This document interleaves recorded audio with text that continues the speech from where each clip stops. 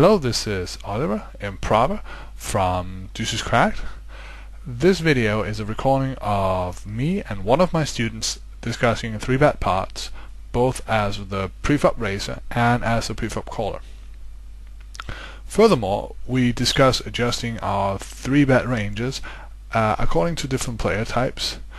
We discuss the value of hands post-flop in both single raised and 3-bet parts. Which hands do we want to call with hands do we want to pitch. It is a little bit all over the place. I would have liked it to be more structured, but it's a 2-hour and 25-minute long coaching session, and I felt there was enough value in this video that I wanted to share it with you guys out there without being too afraid that I would waste your time. So enjoy the video. If you have any questions, if you want me to extend on something, if you want me to take some of this and put it into the book, please let me know, because I'll be more than happy to do so. Without further ado, I will just let the video start rolling. Well, one thing before I do let it roll, the audio quality of the video itself is not the best, simply because GoToMeeting does not record the audio in a too good of a quality, so it's a little bit squeaky. So, but I hope it's something that you can live with. Otherwise, I'll just have to figure out how I can record a similar session again in the future and produce a video that's a little bit more easy on the ears. Last warning, there are several pretty bad jokes from me in this video, and yeah, just ignore them if you don't find them funny. So enjoy the video, and yeah, let me know if you have any questions.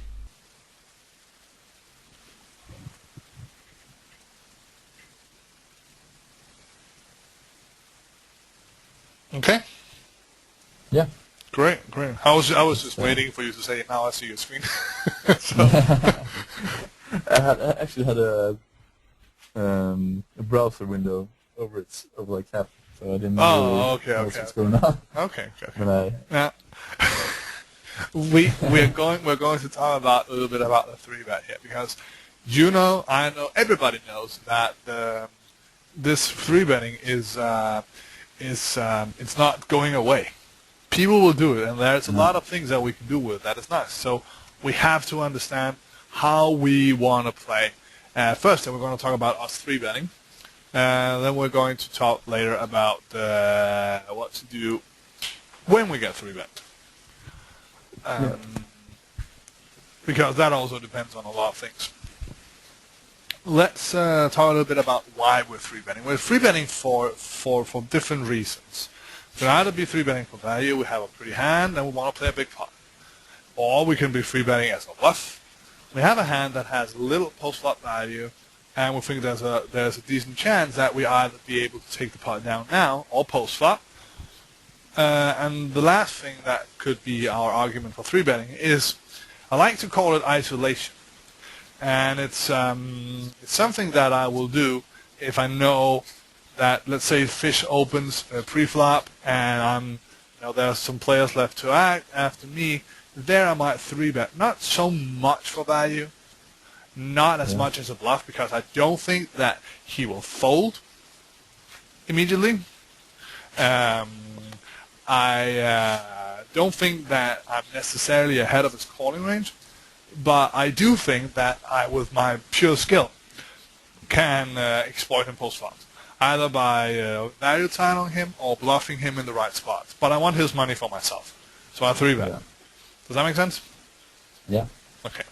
So I didn't even put it on its own slide because it's pretty damn simple. Now, I'm going to show you a 3-bet standard. It's a little bit different from what's in the book, but it's more or less the same, because both this one and the one in the book are starting points, and it's a starting point that we're going to have just so we have something to talk from. So this is the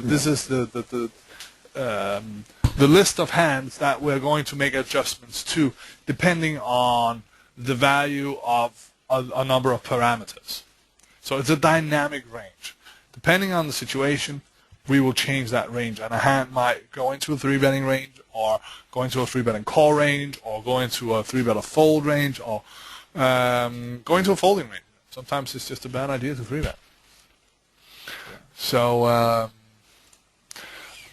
it is. List of hands. Most of them are in here for obvious reasons. They're pretty. You want to 3-bet them for value. Some of them, the bottom here, are in here for less obvious reasons. And the reason that it's less obvious is because they are what, here I'm talking about the king jack, the king queen. You could also put pocket tens up there. You could also put something like queen jack suited, maybe king ace 10 suited. Yeah, a lot of these hands, they are what Bubba Fido's called tweeners. Well, I'm not really sure if he coined that expression. So there are sometimes we're 3-betting them for value, sometimes we're 3-betting as a bluff, depending on the situation, depending on the player. Now, the adjustment that we can make to this starting point is obviously to add some more trash, bluff more. We can add more Broadway hands. We can add suited connectors. We can add pocket pairs, suited aces. We can remove the bottom, and we can actually also remove the middle, which is not on this slide. By removing the middle here, I mean polarizing our 3-betting range. So we have either hands that we're clearly betting for value that we're happy to stick it in with, and hands that we are happy to fold, and complete trash would be something like including let's say something like 8-5 suited into our range, and not 3-betting ace jack, king jack, ace queen, but only ace king jack or better. Okay, now before we talk about some different player types and what kind of hands we want to 3-bet them with, we need to talk about the things that we need to take into consideration. We need to take position into consideration. And by position, I actually mean a lot of stuff. I mean, if he's in early position, his range is going to be tighter. If he's in late position, talking about the free poker racer, his range is probably going to be wider. But that also depends on the player. Some players have a wider range on the gun that they do on, say, the cutoff for weird reasons. And it could be because they are getting 3-bet a lot more in the button versus cutoff scenarios. It's, makes sense. They have to tighten up. We need to consider whether we are in position or out of position, because that's going to have an effect not only on how the hand will play post-flop, but on the range of hands that our opponent will decide to defend with. The more hands that he's going to defend with, the wider range. The wider range he has, the more hands we can 3-bet for value. The wider range he has, the more pressure we should be willing to apply, because a wide range needs pressure. The problem here with applying wide pressure is if our opponent is a little bit frisky and has the balls to often turn hands into bluffs. Play back at us with hands that has no showdown value. Let's say we bet the flop, we bet the turn, and he shoves. That's a pretty ballsy move since we've shown a lot of strength. Yeah. But if he is good and he has some decent tendencies there, we're going to find ourselves in hell. If he's understanding, if he has a good read on the range of hands that we are 3-betting pre-flop, because that is going to make it easier for him to say, well, you're repping this. I know that you're 2-betting a lot, so your range here on that turn is pretty wide, which means that it's very unlikely that you actually have what you're repping, so I shove. Does that make sense? Yeah, definitely. Yeah. That being said, there are not that many players out there who are thinking that deeply about it. We don't get bluffed as often as we think we do. Some players will do it, but they do it in random spots. They do it in weird spots. They have tendencies, bluff certain bolt takes it where they like to do it a lot because nobody can ever has anything. It actually, if we pay attention, becomes somewhat predictable. And here I am talking from my experience, not only at smaller stakes but also as high as 10-20. They are not players at higher levels. They are better, but they don't really adjust as well to you as you would expect them to. So don't worry, it's not going to be a tough time necessarily at the 2-4 once you get inside their heads, but it's going to require some work here. Now, this was a little bit about how position affects us. Let's talk a little bit about the player tendencies pre-flop. Obviously, if a player is going to fold a lot pre-flop, if we free bet him, they're more, disregarding position. We can free bet bluff him a lot. It's going to be fun. We're just going to pound on him until he pukes. When you get a player to leave your table, then it's a good day. Start limping, limp calling because he does not want to get free bet. It's fun. Yeah. So, but anyway, what I wanted to say here is that their tendencies pre-flop. Also, the range of hands that they tend to open pre-flop is going to help us understand how to proceed in the hand. First of all, the most important thing here is probably how light they decide to defend against free bets, in position, out of position. Now, player tendencies post-flop is also important because let's talk about single raise partners. This is where we're going to be talking about pocket pairs and suited connectors. Some players, they have pretty wide ranges post-flop, and they are pretty aggro post-flop in single raise pot, and will put a lot of pressure on us. In those spots, even if they have a wide range, pocket pairs and suited connectors are pretty solid hands, both in position and out of position. Because pocket pairs, we can spike a set and get paid off, not only when he has a hand, but because he's very aggro and he'll put a lot of money into the pot. The suited connectors and suited aces, we can flop draws with that are pretty damn awesome to bluff against a wide range. Yeah. Now, most people feel more comfortable doing that in position than out of position, which makes perfectly sense because when they bluff raise or when they float or whenever they do, they have once they have an informational advantage because they get to see what the other guy is about to do. The fact is that if we're playing against a wide range, he never has anything. So no, seriously. When is the last time that you from the bottom flop a really big hand? Doesn't happen. It doesn't happen. It's a myth. So that means that if we are aggro from the blinds, out of position, if we're playing back at him a fair amount, and we have suited connectors, a small pairs, suited aces, king queen, sometimes over pairs like aces or stuff like that in our range, we are going at him with this massive bat from baseball, and he's there with this little incy-wincy tiny range. And he has two options here. Either turn into a fit or fold player, or start bluff catching light or playing back at us. Now, either case, he starts playing fit or fold. It's pretty damn easy to observe. He folds all the time. So we just bluff. And he plays back and go, oh, he has it. And he goes, what? All this time you're just putting money into the pot like a maniac, and here I got something, and you just check fold the turn. What is going on?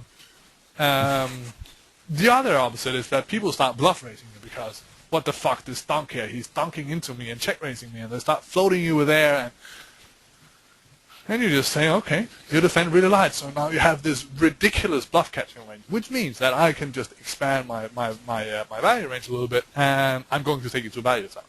Because, bingo, my range is stronger than yours, so even the hands that I'm betting for value is generally way ahead of your bluff catching range. And if they start shoving on you there, don't be tempted to bluff catch. Because, generally, they don't rebluff with a lot of money often enough that we have to bluff catch. Yeah. Does that make sense? When they shovel a lot of money into the pot, they may be in this instance that we're looking at, in this isolated instance, they may be full of shit, but in the long run, it doesn't matter because that is generally not a bluff. Does that make sense? Yeah. Okay. Just, you know, how often do you see people do absolutely retarded weird stuff?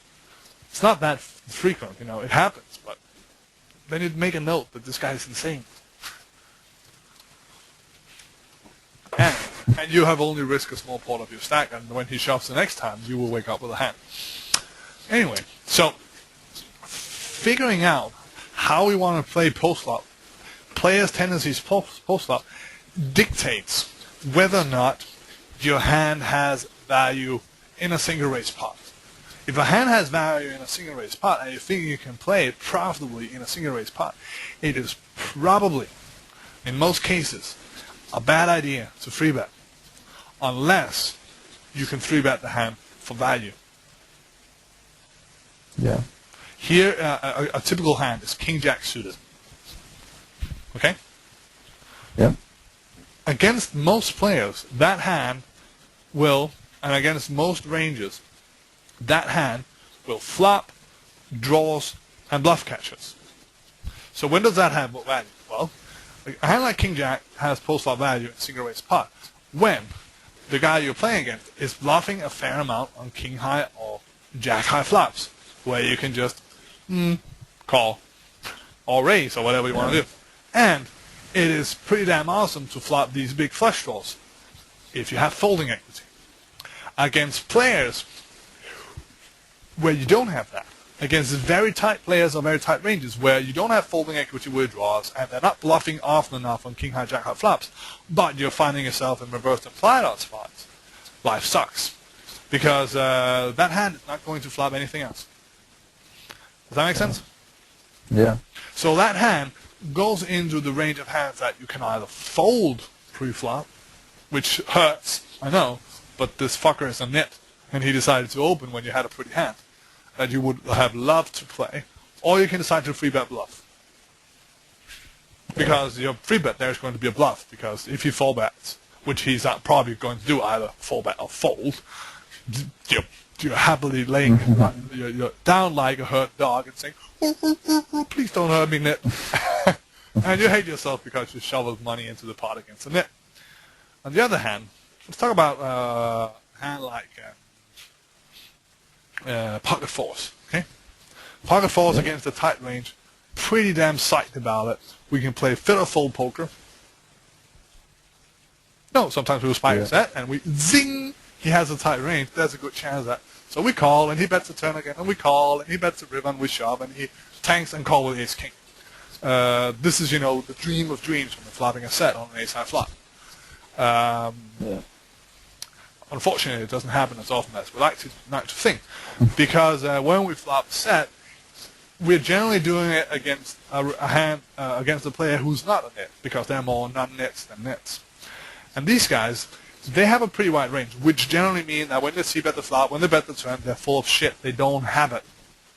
So the way we make money with them against pocket pairs is generally either because we think that we get a hand showdown cheaply enough, and we are ahead of enough of his range that folding would be a big equity mistake, that we try to get a hand showdown.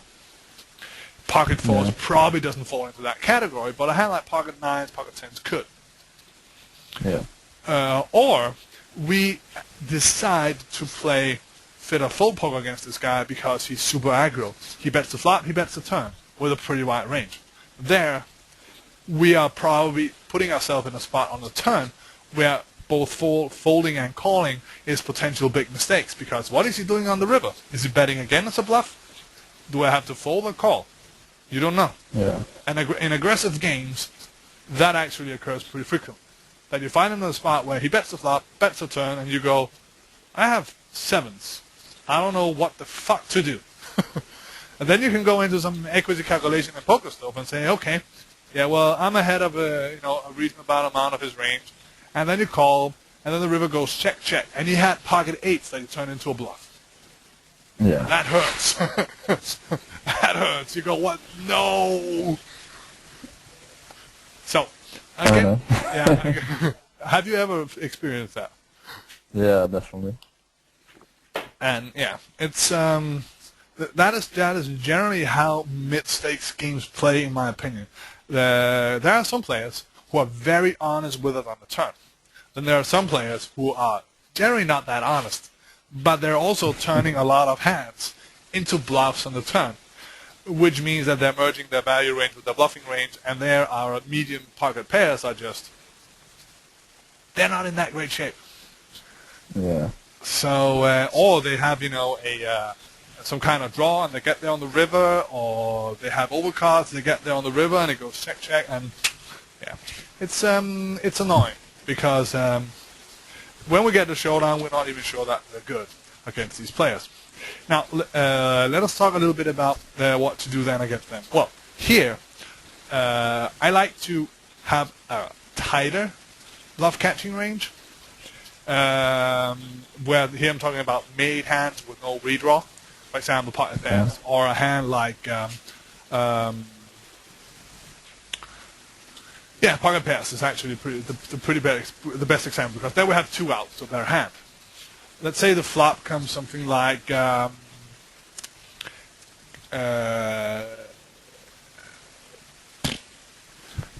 King, Queen, 5, rainbow. Okay. Yeah. Okay. This is a flop where the preflop raiser's perceived strength is pretty good, so we can expect him to barrel here with his whole range. But it is also a flop where we can expect him, at least a good amount of the time. This may or may not be correct for all players, but there are a lot of regulars who will not barrel the turn on that flop, because once we call him on the flop, it looks like we have ace, queen, king, jack. A lot of those hand combos. So it doesn't really make sense to barrel us on the turn. So there, most regulars that have a point of honesty with us on the turn. They bet and then they give up. Now, let's change the board taker so it becomes something like King 7-5. There, yeah, actually thought about this yesterday. Yeah, their point of honesty there is not on the flop. It may be on the turn. Sometimes they also bet the river, because when we get to the river, what can we actually call with? Sets, obviously, and King Jack. Maybe if we feel really lucky, we have to put him on, a pure stone cold bluff in order to call there. So King Queen probably goes into we'll call almost all the time, but are we happy about that call? Probably not.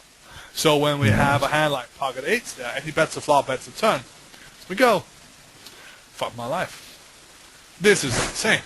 So what we need to do there is we need to understand the range of hands that we want to call with there on the turn.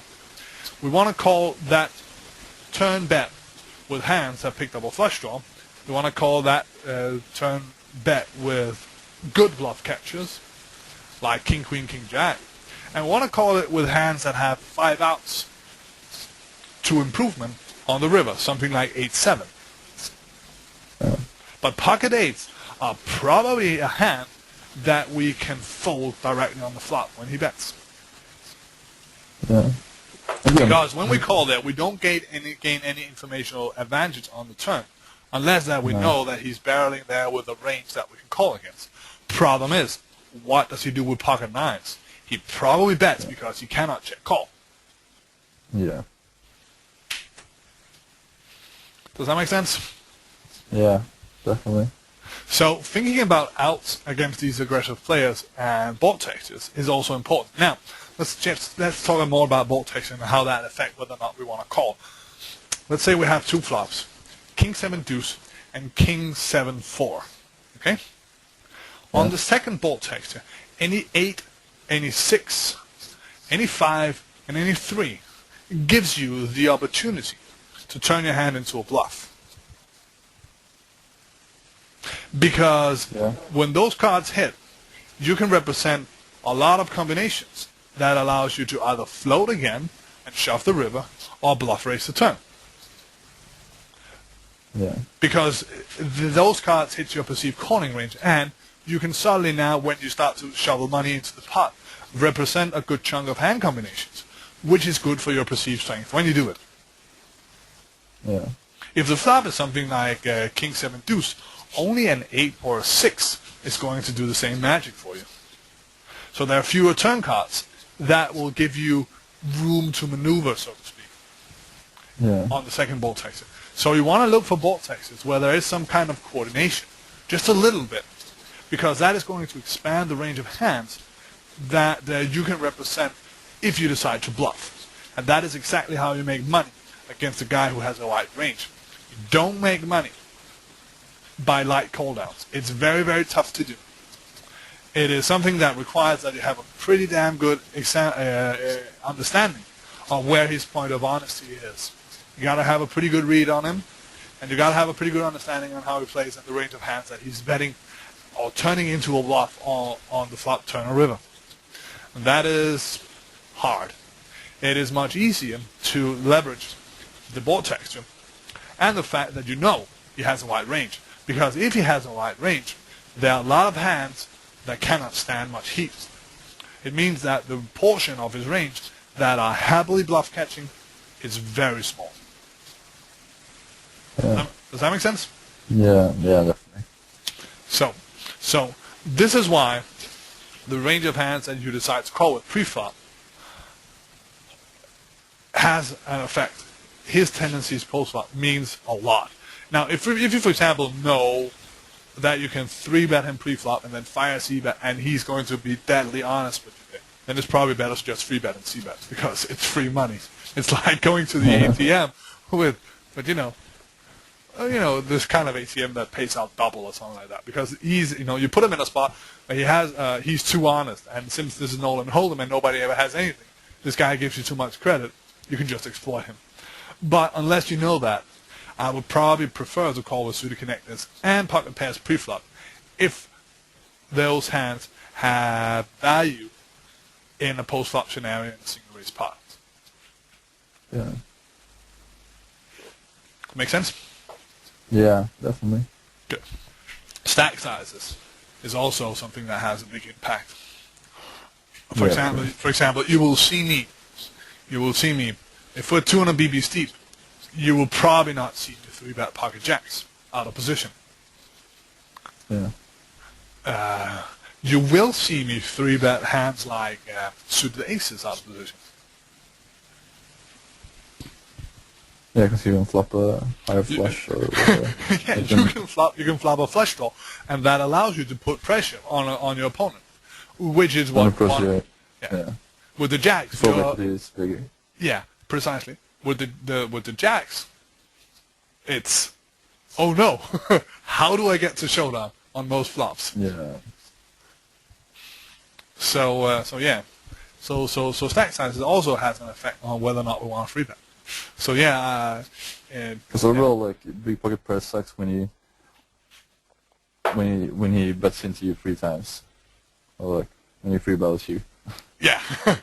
Well, at least in a pre-bet pot when your stacks are deep. Yeah. You're not really happy going down. Yeah, it's not like good times. It's like, don't do that. Let's agree on showdown. Showdown now? Yeah. Yeah. Suddenly it seems like the road to the river is long. Okay. So the last thing we should consider is probably also our image, because if we have been 3-betting like a pig on coke, there's a chance that they will stop playing back. Okay. Yeah, of course. Okay. So let's talk a little bit about players who fold off.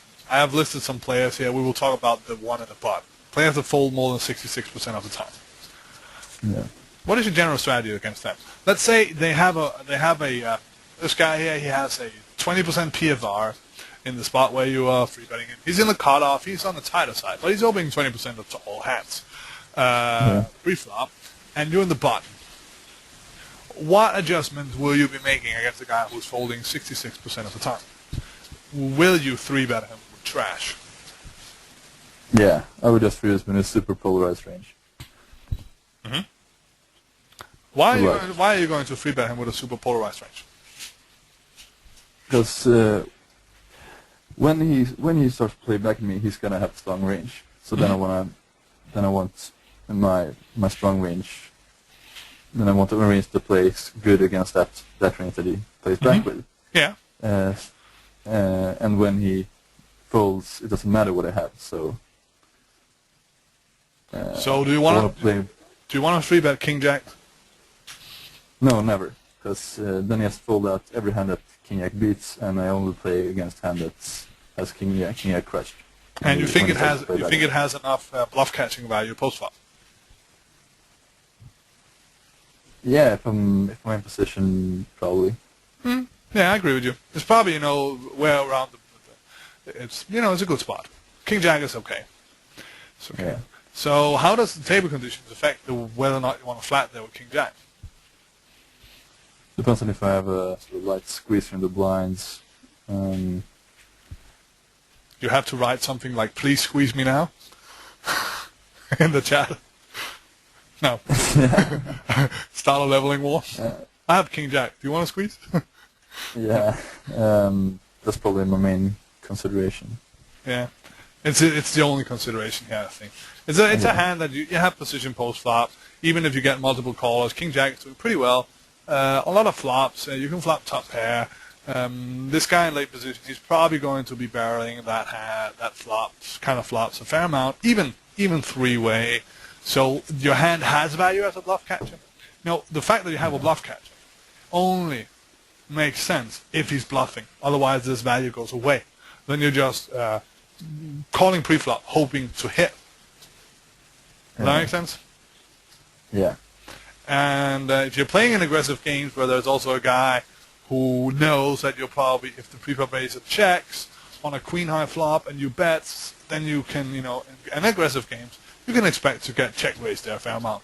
Because the pre-flop raiser, he capped his range where he didn't see bet, so he doesn't have anything. You're betting with your whole range because the pre-flop raiser didn't bet. So the guy who's in the blinds can just check raise. Because how often are you going to have something that can be happy? Not that often. So, yeah. But you have to be aware of that and think about that too. So, think about King Jack here as a hand that is going to be a bluff catcher. King Jack offsuit is only going to be a bluff catcher, ever. Just disregard the fact that you can flop straight draws. It happens, but it's not generally how you make money with that hand. You make money with King Jack offsuit by flopping bluff catchers, where your opponent is going to bet the flop at the turn. Wonderful thing on a Jack high flop. Because once you call, and he's going on the river, he's going to say, do I really want to represent aces here? Or ace-jack, or, queens? Probably not. Probably not. So, would you ever consider it a sort of good hand to play back with, since you have equity on low boards, and his range is like to miss that board? well, if it's in the cutoff, he's probably opening any pair and any suited connector. Yeah, that's true. Suited aces, stuff like that. He has a lot of hands in his range. So 20% range is pretty wide. Now, let us. The fact that we only hit high cards only is a truth if we have a pretty wide range, meaning that hands like King Jack offsuit, Ace Jack offsuit, Ace Queen offsuit, King Queen offsuit, all these offsuit hands, they are not the majority of our range. If people are not playing these offsuit hands, there are some players who will rarely open these offsuit hands, even in late position. They prefer to have suited hands. They're going to hit these low ball textures with a pretty good frequency, because suited connectors and pocket pairs now actually is a pretty big part of their range. So that's true. Have to think about that. Now, King Queen probably has more value post flop, right? Yeah. As a bluff catcher. I like that hand better. So King Queen, King Jack here against this spot here is probably right on the boundary. But I'm not going to 3-bet King Queen. I'm probably also going to flat with a lot of suited aces and King 10 suited are better there. Again, because we can flop draws, and against a 20% range, it becomes a good thing to be able to play back. Let's say that we don't spike a set and cooler him. We generally make our money playing back, being aggressive, using the fact that we know that he has a wide range against him. Yeah. Okay. So, but what about aces? Do you want to 3-bet him? Yeah, definitely. Why? since, as Beluga says, ace is cooler, everything. Mm-hmm. What if there's So a it squeezer just behind? has, then I might consider flatting it, but then the squeezer has to be really aggro. Mm-hmm. If there's a squeezer behind you, and he's squeezing a fair bit, there's several reasons for flatting aces here. First of all, you're going to flop top pair on any board text. Sure, you give him a chance of out-flubbing you with whatever hand he opens, but you can fast play it on any board text, which gives you a nice form of aggression, because it's going to be tough for him to fold those overpairs on some of these board texts where there are a lot of draws out there, because he will put you on a draw line. So he's going to be stacking off there lighter. And it protects your flatting range there in position, because you're creating a squeeze spot pretty frequently here if you're flatting a lot of hands in position against this guy. So if there's any aggressive dynamic at the table, flatting there with aces is probably a good idea, because there's very little value in 3-betting aces. He's folding most of the time. Yeah. Remember, this guy, he's folding 66% of the time. This is 66% on average. So when he's out of position, it's like, unless it's really pretty, he's folding. Yeah. And so you're going after a spot where you are hoping to cooler him a little bit too frequently. That being said, I'm only flatting aces there if I know that there is a lot of value from this hand against him post flop. Let's, for example, talk a little bit about game dynamic. If we've been pretty relentless against this guy post flop in single raise spots, then I'll also be more inclined to flat with aces, because it's now a hand where I know that I'm not going to be full of it when I decide to fast play post flop, right? Yeah. So it has, there's a chance there that he will be starting to play back at me. But 3-betting aces is definitely my standard. What about a hand like ace queen? Against that guy, I'd never 3-bet it. It's not in position, maybe out of position, but. Mm-hmm. What about jacks?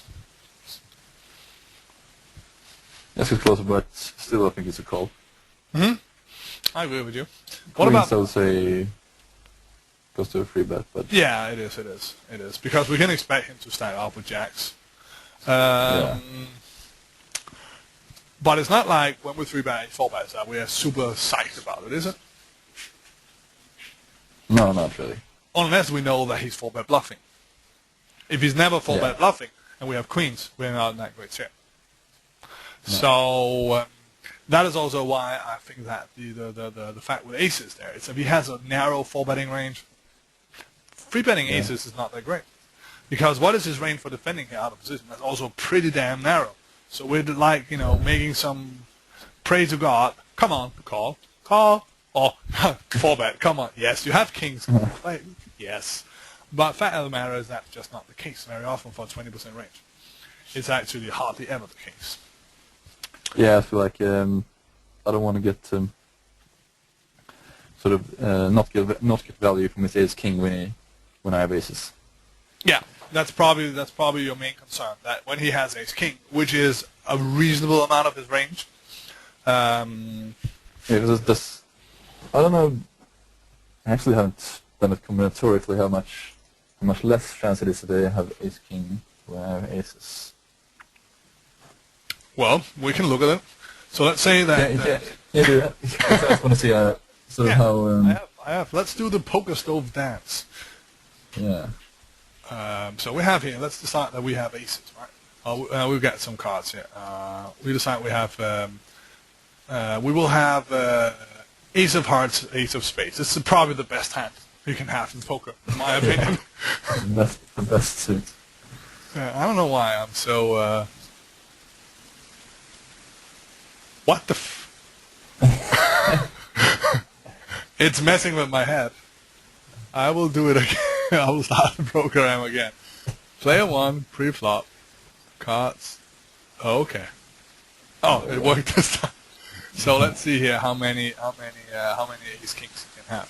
So he can have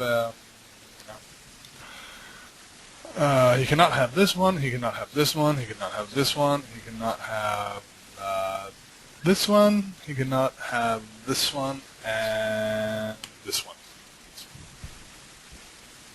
So it's no, it's two more hearts combination. Sorry. No, but yeah, but he has we have aces, right? So this one here is we have ace king. As we have ace of spades, ace of hearts. Okay. So here there's aren't it like two more hearts combinations out there? Those that are those two. They have there.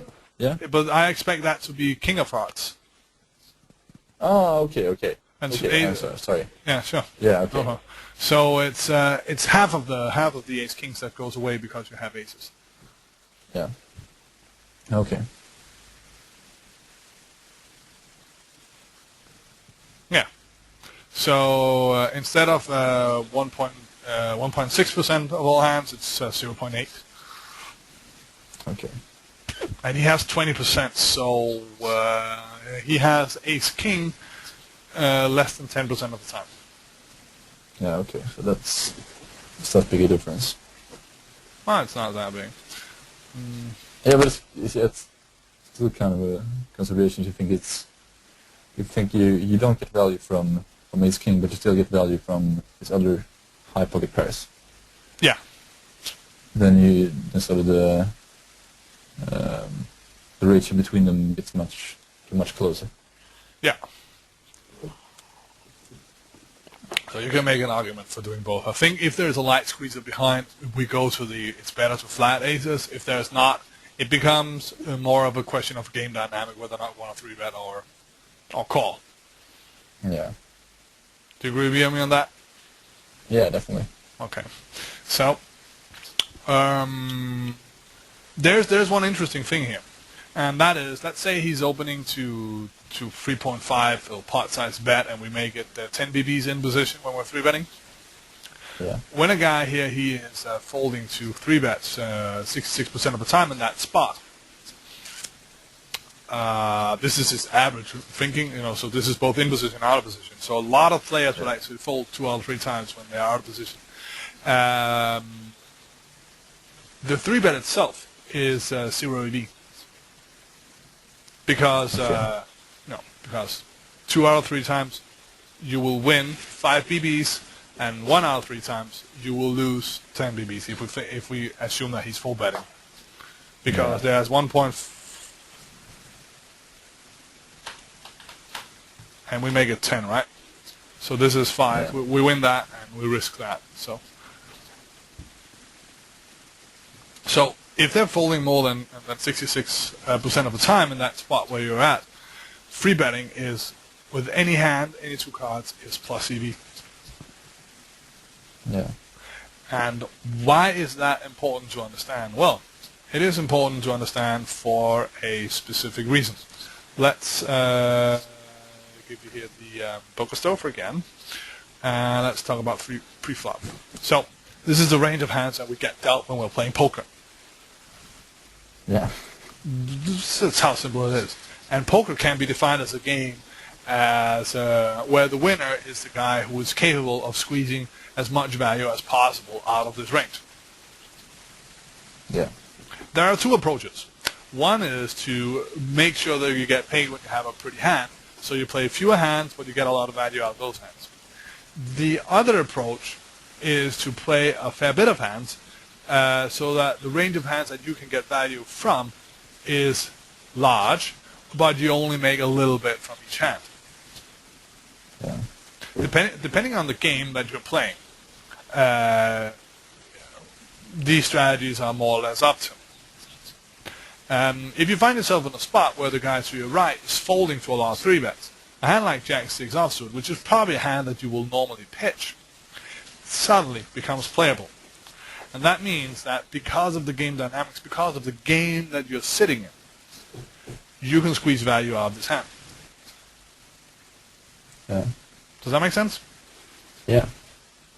And here I'm not even taking into account the amount of time that you get to take the pot down post-flop 2. Here I'm assuming that you're better than your opponent to play post-flop. So free betting trash against players who are folding to a lot of three bets is a very, very solid poker strategy.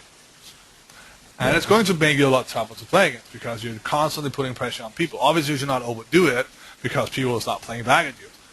But, just finding, let's say, 10 spots while you're playing a session where you get to squeeze value out of a hand that has ridiculous no playability whatsoever if it got folded to you,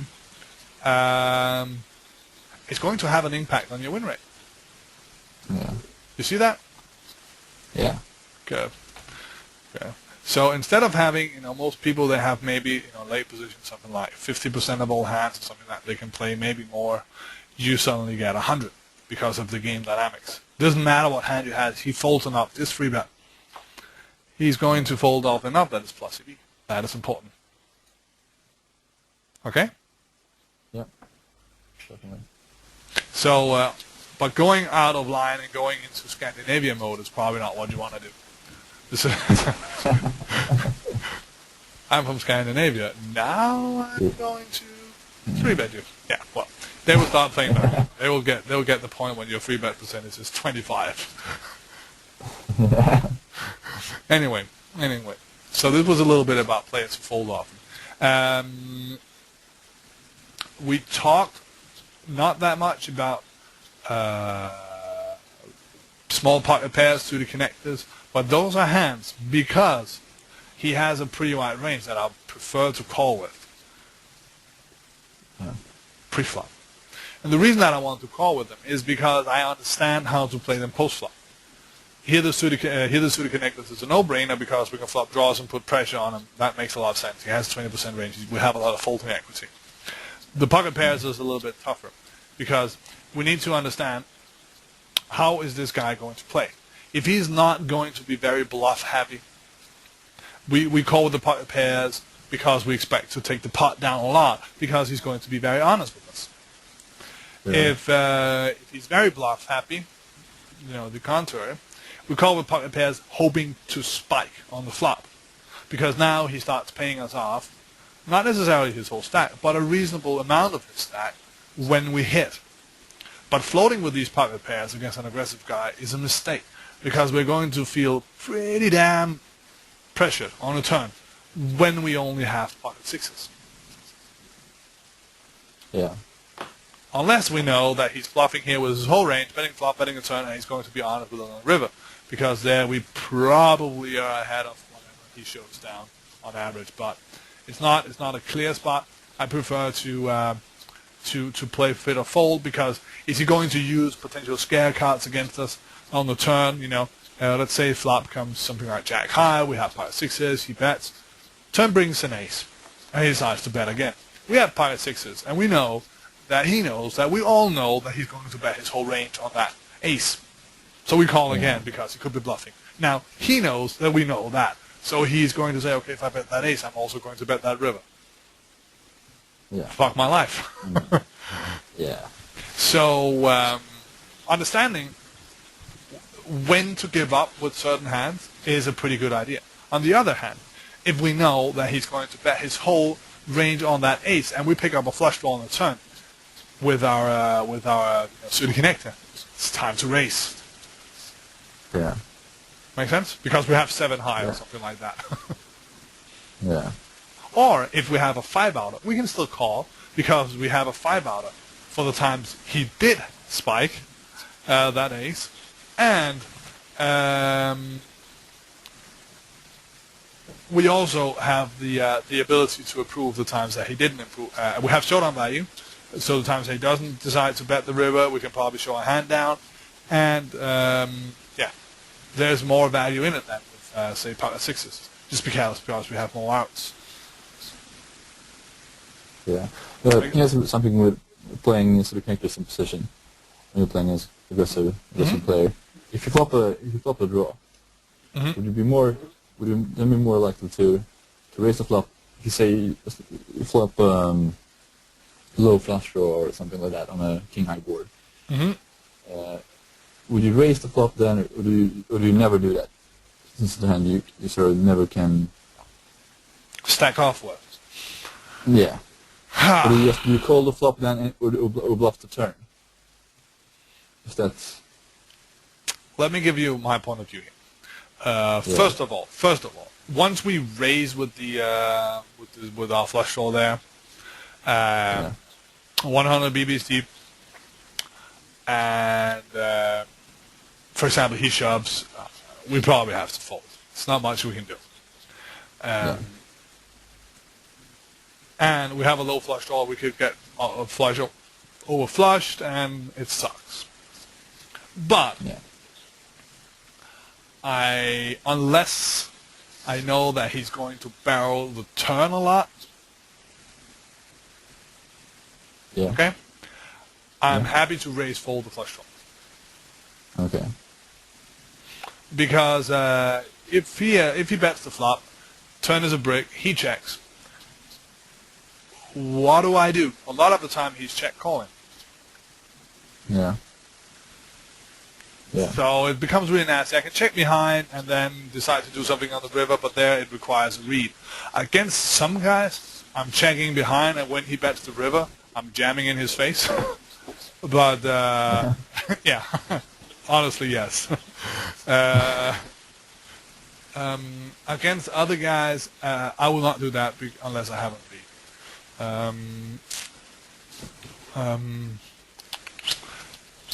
Against guys who are bluffing the turn a lot, let's say the flush comes in, and he's going to expect us to raise the flush on the turn, so when we call, it looks like we have a hand. First of all, our range get capped because he expects us to raise our strong draws, our strong hands, strong made hands on the flop, because we don't want to get our action killed on the turn.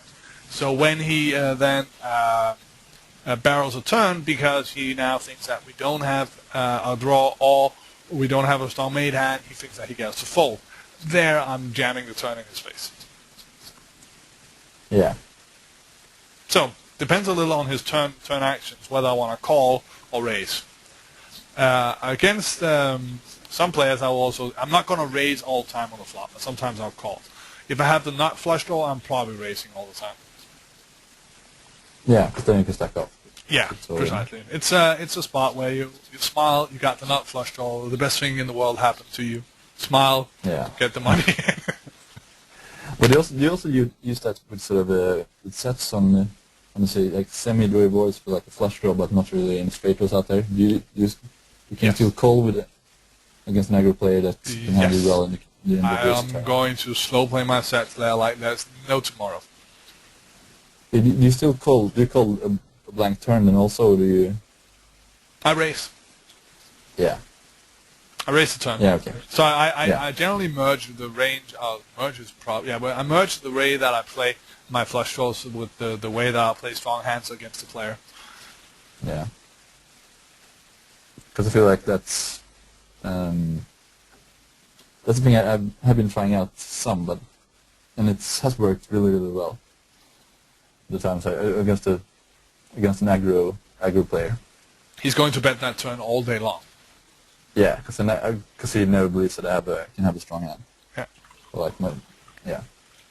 But calling to the river there is a bit risky because he could have picked up something, like a draw. Yeah. Ball trick to change on the turn, and he can have, he has his whole range still on the turn, so we don't really know what he has. Yeah. We don't really know. So maybe he has the flush draw. So yeah. So that's definitely something that I like a fair bit.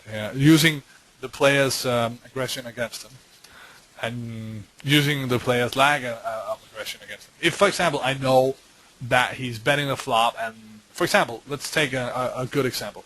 There's a coach on Deuces Cracked, John Greenway. He plays and coaches 1-2. On a flop where there's a flush draw, I would probably never raise the flop when he c-bets. Yeah. First of all, he does not c-bet as a bluff there as often. Second, he has a point of honesty on the turn. When he bets the turn, he has it. So you can just call and say implied odds, hoping to get there. He plays very very straightforward. You can watch a couple of the videos and see if you can find what I'm talking about. But generally, when he bets a turn on a draw, on a flop where there are draws, he has it. He has something that's at least a bluff catcher. So, let's talk a little bit about. I think actually we talked about small pocket pairs. Suited aces, fall into the same category as suited connectors. Yeah. Let's talk a little bit about out position. So he's on the button with a pretty wide range, right? Maybe he's in a cutoff with a pretty wide range. Here I'm talking about something like a 30% range at least. Okay? Yeah. And we're in the blinds. How are you going to adjust your 3-betting range? Because now is the time that he's going to start calling, right? Yeah. Now he has position. I would expand my value range mostly, depending on how light he defends. But at least king queen off plus king queen off and ace jack. Yeah. At least. Then maybe adding more stuff depending on how, if he is really loose. But normally I would say king queen off plus maybe king jack off against really loose defender. But what about if you make them suited? King jack suited, king queen suited, king 10 suited. Yeah, then I probably be more like to call. Why? Because I think they play better out of position. They play better post flop, so to say. Why? Because I can stay aggressive on a lot more flops. And I flop a draw. Yes. Stuff like that. And you can flop pretty good top pairs where you have him out kicked. So they have a lot of value in parts where his range is weak, and you have folding equity, and he's probably going to bluff there with a too high frequency. Yeah. Make sense? Yeah, definitely. Good. Very good. So what about pocket deuces? Yeah, that's my problems at the moment. I've tried out some different strategies. I'm not really sure how. Let's focus on it. I'm not really sure what. Yeah. So you're playing in 3-bet pots. You're now in a spot where you expect your opponent to at least call sometimes, because this 30% called 3-bet is going to come from somewhere, and it's probably going to come from or defend against 3-bets, because he's also going to 4-bet you sometimes. So it's probably going to come from somewhere in his game, and it's probably when he's in position. At least that's when he's going to call. So you put yourself in a spot with a hand. Now, when you 3-bet it, unless you have some arrangement with the dealer that I don't know of, you're not going to flop a set. Yeah. So you flop pretty low equity. You're out of position. You need to now bluff in a big pot against the range that you just strengthened because you're 3-bet it. Yeah. Sure, you're going to take it down pre-flop sometimes. Sure. It's going to make up for the fact that you put yourself in a tight spot here. But you also make sure that you're not going to play against the top of his range, because he's probably going to 4-bet you with aces, kings, ace, king, queens. Yeah. So you never have good implied odds.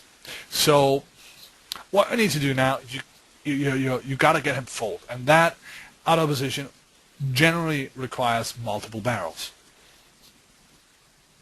And that's a really good idea when you don't have any equity. Yeah, unless that he is folding a lot, playing very odd. Yeah, of course. So you end up either check folding or going for multiple barrels a lot, and that is probably not the best way to play a pocket pairs, because what you want to do here is you want to call with the pocket pairs. First of all, you're in the small blind. Sure, you get squeezed. If that happens, you have to take it from there.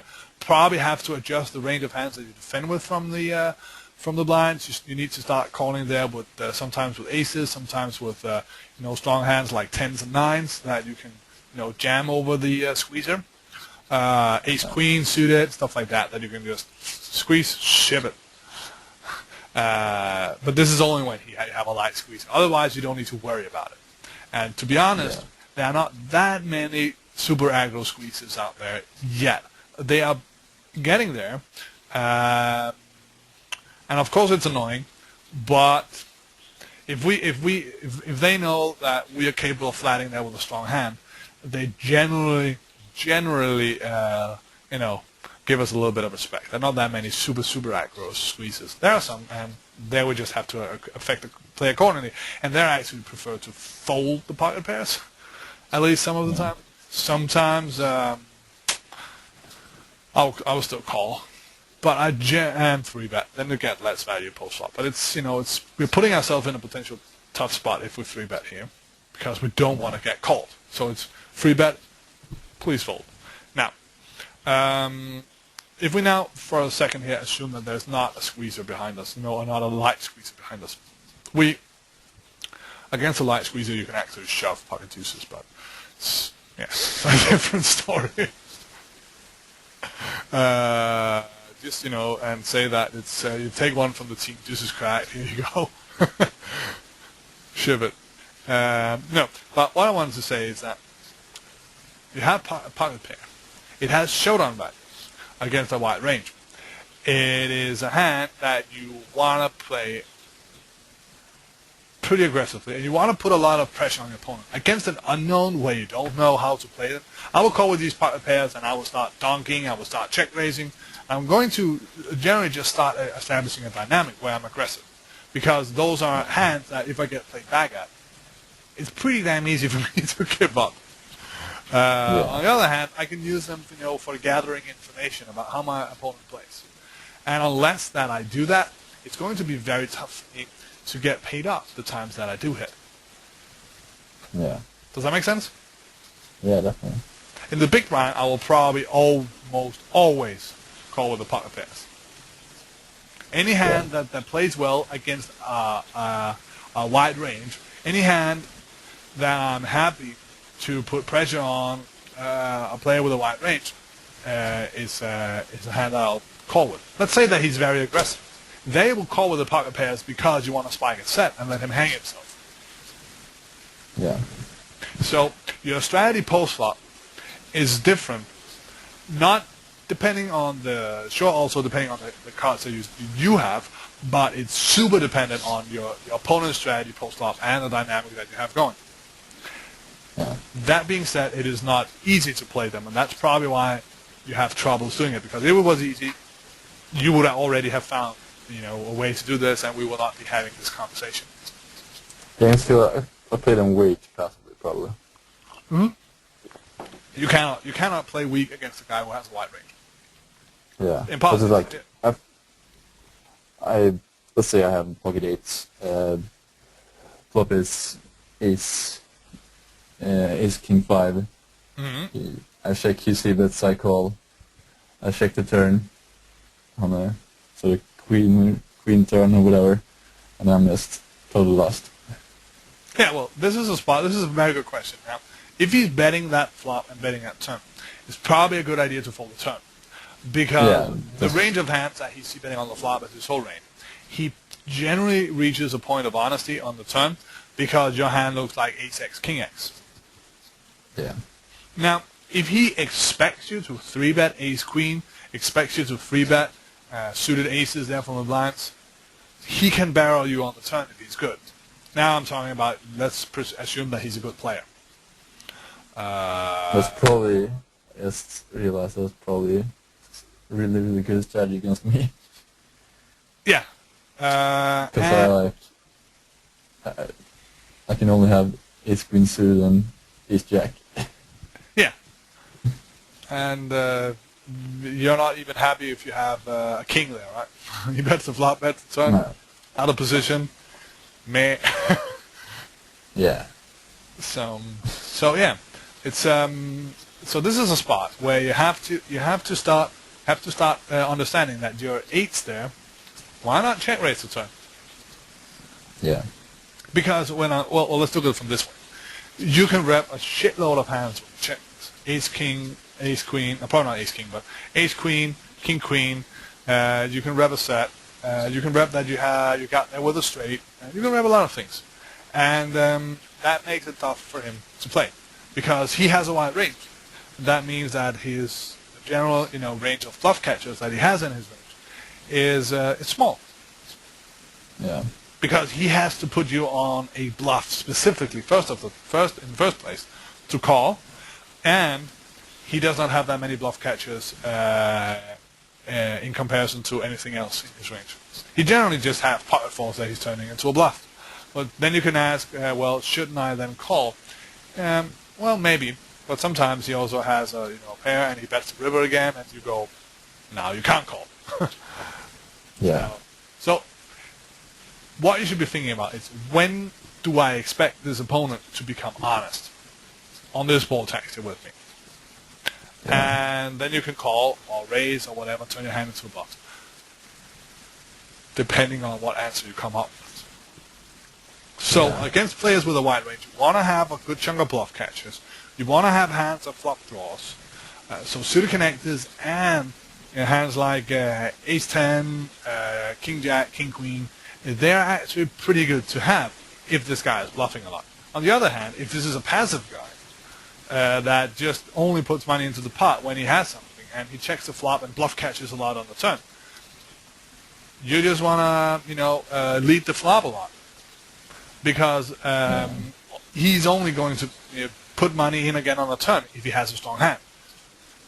And you are now putting, you're putting in a spot where he's potentially looking for 3 streets where you are going to shovel money into the pot, and he has a weak range. So when you bet a flop, he might call. When you bet a turn, he's often going to fold. And so you don't donk 2 streets, yes?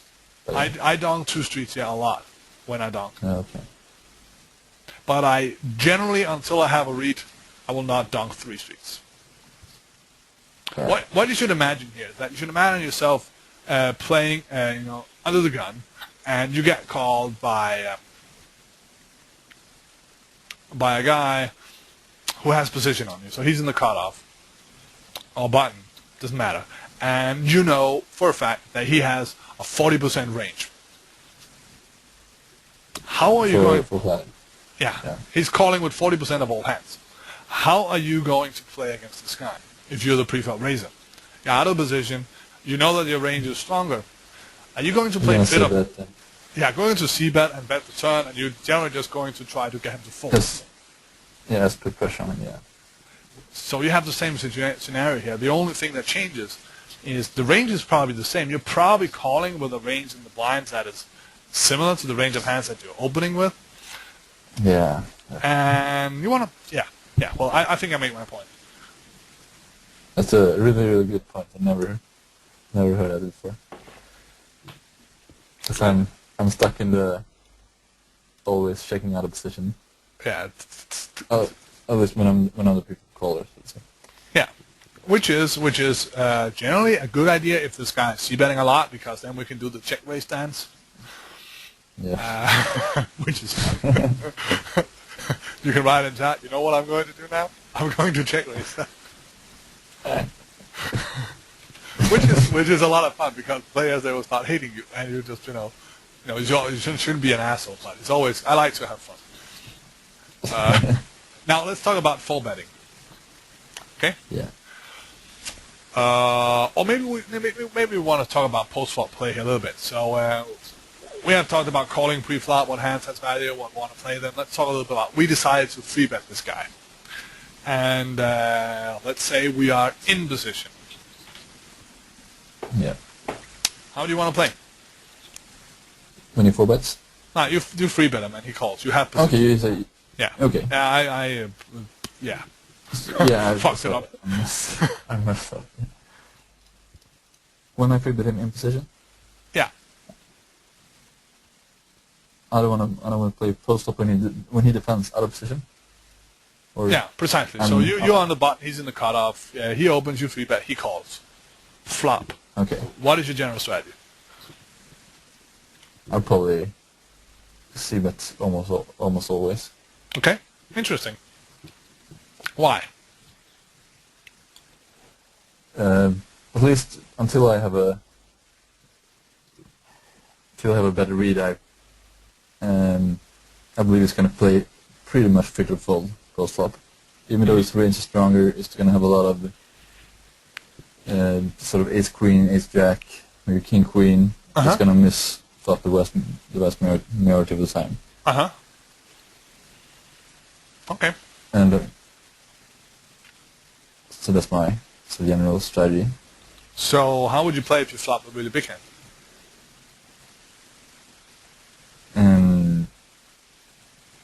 I'd probably still see bet, but yeah. But I think that might be a sort of better spot to check behind, because he's probably going to lead the turn a lot. Well, there are several options here. Well, first of all, on both textures where he expects us to see bet, king high, ace high, queen high flops, yeah, we probably need to barrel him twice if we decide to see bet. Okay. This means that if we flop a draw of some sort, it is generally better for us to just check behind because we don't have much folding equity. Yeah. On both textures where he does not expect us to see bet a lot, let's say for example it's 10 high, a little bit coordinated, and a lot of the time he either has overcards or second pair, it's better to see bet. Unless he's insane and turns his weak made hand into a bluff. Yeah. But we will deal with that when we learn that about it. In general, when we're playing in position in a 3-bet pot, when we're 3-bet, we're actually playing 2-street poker because we only need 2 streets to get all the money in. Yeah. And that means that if we are always c-betting a flop, it is going to be insanely easy for him to play. Yeah. Because he always has position on the flop. Yeah. Because he can just check and sick in platos. Yeah, precisely. So you don't want to do that. You want to play a varied style. You want to mix it up. Sometimes you want to bet. Sometimes you want to check behind. The good thing about checking behind, right? Yeah. Is the fact that when you check behind, you get to represent a stronger range. Yeah. If you're also checking behind some of your strong hands, and he knows that.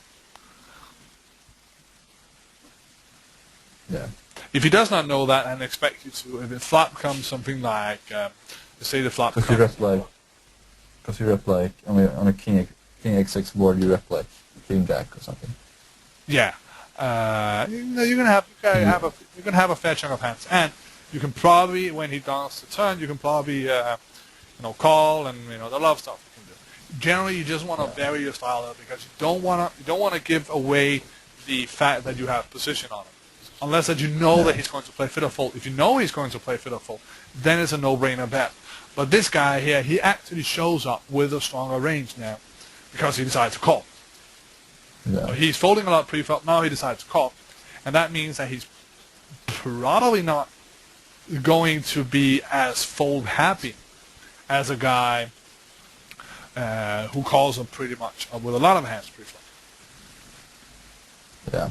Because this guy has a stronger range, he's going to have a piece of it a little more frequently, and you are either going to be checking the flop a fair amount, and then maybe raising the turn when he does, or something like that. It works brilliantly, because a lot of the time, unless he has a set, when you check the flop and he bets the turn and you raise, he's going to go, what? Whoops, I have a pocket pair. I fold. Yeah, because they're almost like, they almost rep top set or something. Yeah, you rep a good hand, and if they cannot put you on that, they're going to fold a lot. So you gotta use your position advantage and vary it a little bit. Just put yourself in his shoes. It's going to be a lot tougher to play against the guy where you cannot predict what he's going to do next. Yeah. So try to vary it a little bit. I'm not saying that you should check behind every time. I think you should mix it up. Sometimes you bet, sometimes you don't. Sometimes you just give up. Yeah. And he flattered there with aces, and all he got out of you was this free bet, and he called, and he was looking to suck up that c bet, and you just gave up. And why? I have aces. Please put more money into the pot. So your strategy against a guy who's folding a lot is most of all a pre-flop strategy. It is not a guy Yeah. that you're looking to play against a lot post-flop. Against a guy That's true. who's calling a lot, your strategy is a post-flop strategy because you should not get surprised when he calls. Yeah. Does that make sense? Yeah, definitely. So it's like, yeah. I mean, you get your profits from the guy that falls a lot pre-flop, Yeah. so to say, and so you're already happy with that, and then you just Yeah. I know. Until I get a read on him post-flop, I'm not going to seek profit there as vigilantly that I am against a guy who is folding, like calling a lot pre-flop. So let's say that we actually flop something, and this guy here, he knows that we're not putting in a shitload of money post-flop when he decides to call, because we understand that he has a tight range. Then again, now we check behind on the flop, and we bet the turn and bet the river, and we're pretty happy because if he has a really strong hand, he's probably going to put the money in anyway. And we only need 2 streets. And if we bet the flop, we now put a pretty clear signal to him. Hey, dude, we have it this time. Come on. Come on. And he's going to play fiddle full poker with us. Because our range now, when we bet, is pretty damn strong. Yeah. Make sense? Yeah, definitely. So, but we have to, some point, all this information really boils down to, well, it depends on what level my opponent is and how much he's thinking. How much does he care about his own cards? How much is he thinking about my range? If he's not thinking about your range, only playing his cards, for God's sake, c-bet.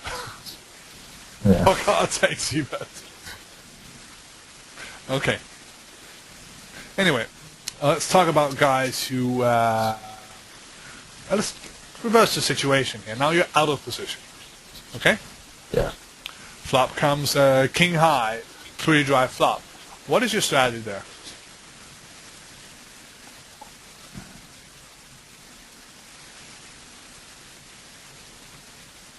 Yeah. It's probably...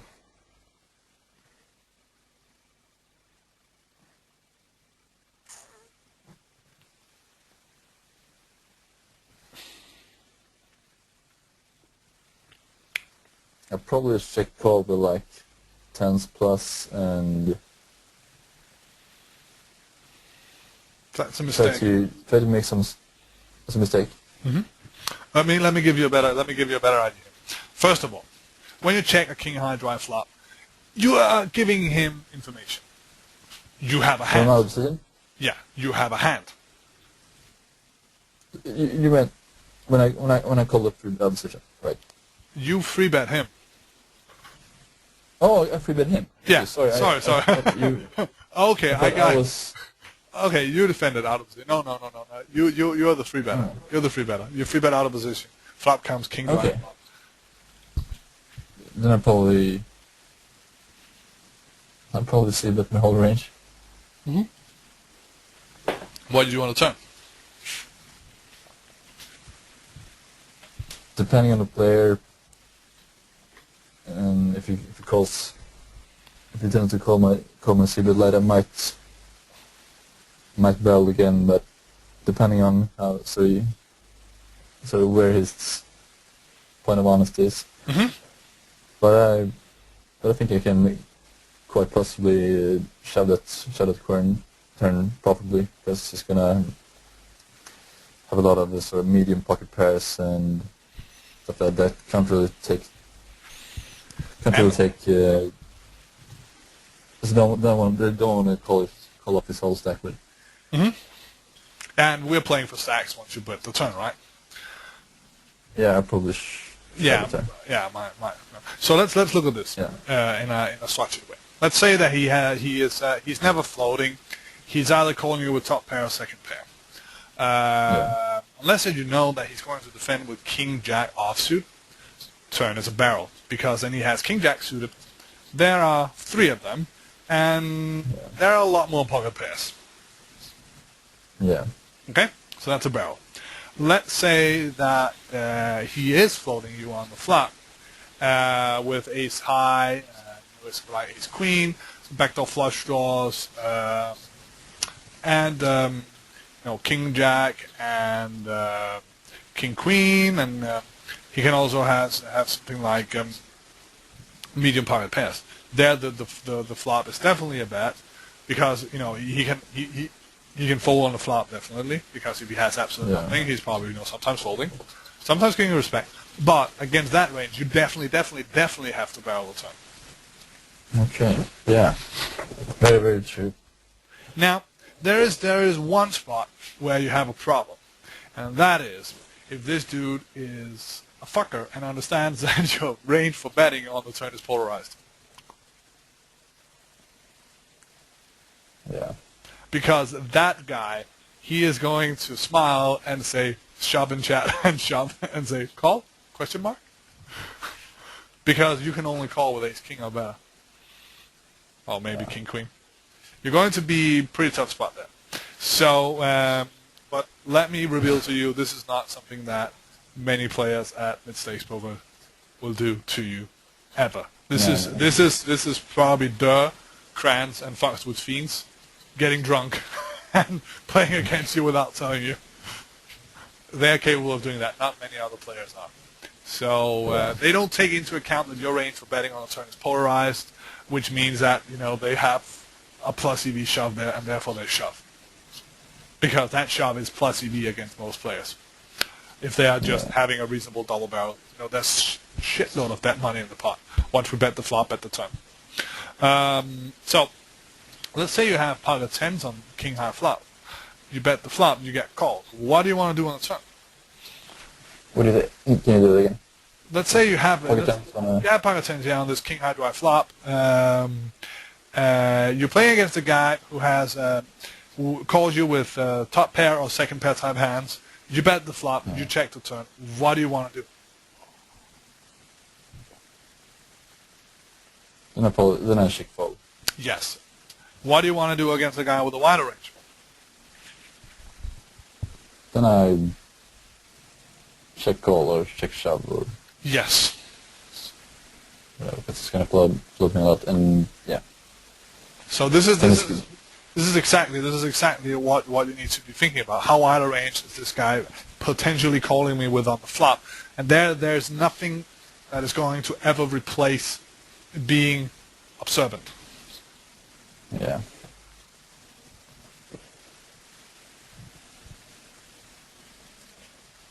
And here the game dynamic comes into play. If he has seen you check fold a good chunk of flops, then there's a good chance that he's widening his range for calling you when you see that. Yeah. Okay? Yeah, definitely. Good. This is really, really, really good stuff. I'm glad you think so. Now, let's reverse the situation a little bit and start talking about you getting free bet, because you probably already see where this is going against a guy who was calling you with a wider range pre-flop. Yeah.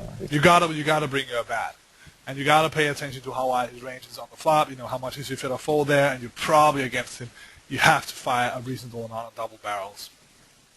Yeah. So it's going to be a little bit tougher here, but there's nothing in the world that is going to replace putting pressure on a guy who has a wide range, other than maybe check shoving a little bit. It's a brilliant move. I like it a lot, especially if you're also doing it for value. I sometimes have a lot of fun with it, really deep. I just shove, and people, they tank and tank and tank, and then they go into. You would not do that if you had a really strong hand, and I'm at the top of my bluff catching range. I call. Oh, sorry. 400 BBs. Ship it. So well, that's yeah. So yeah. It's fun. Anyway, guys with a wider range, you need to put pressure on them. You need to look for spots where you pick up equity on the turn. Sometimes you can let's talk a little bit about bet sizing, okay? Bet sizing and free bet pots. A lot of players see bet the same amount. Let's talk about this from a strategy point of view. Let's say you're playing against a guy where you generally you're only firing one street, okay? Because you're not really comfortable double barreling against him. Okay? Yeah. There you probably want to see bet a little bit bigger. Okay. Because when you see bet a little bit bigger, you're going to increase your folding angles. Yeah. That make sense? Yeah. If you see bet smaller, sure, you have the bluff has to work less often, but you're also encouraging him to call. Yeah. So that leaves you in a pretty nasty spot on a turn. On the other hand, if you're playing against a guy, let's take the king high dry flop. And there you actually want him to call with those second pocket pairs, because when you bet the turn, he's going to look down at those pocket nines and say, "So pretty, so pretty." Fold. Yeah. Okay. Yeah. Okay. Let's talk a little bit about guys who are calling a lot pre-flop. Then, there you generally bet small on the flop because you're going for a lot of multiple barrels. If they have air, the small bet gets it away. You know, on the turn, they're going to call. If they have any piece, that means that their turn range is pretty weak still, because they have to call when they have a piece, right? And there you bet again on the turn, because you know they're going to double barrel. You bet small. Yeah. Okay. Yeah, that's true. Yeah. Great. So let's talk. Also makes your decision easier, because it's gonna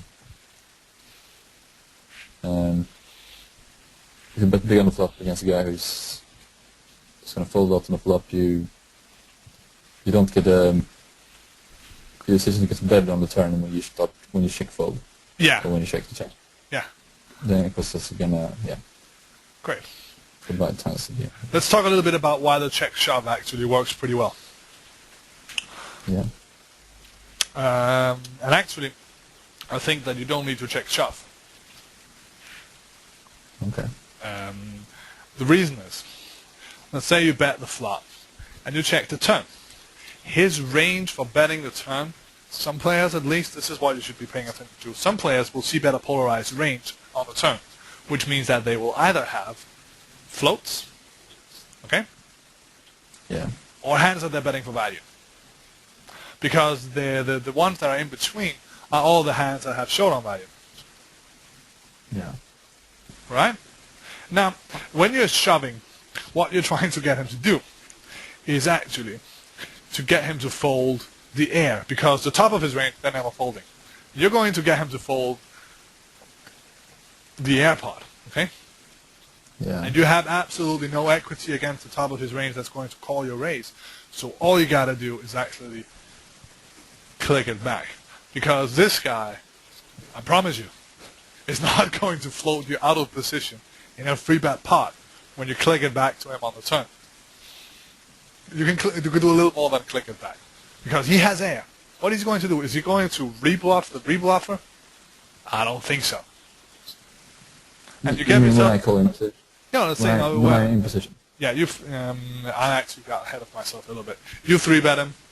You're out of position. You bet the flop. You check the turn, because you're sometimes check raising against this guy.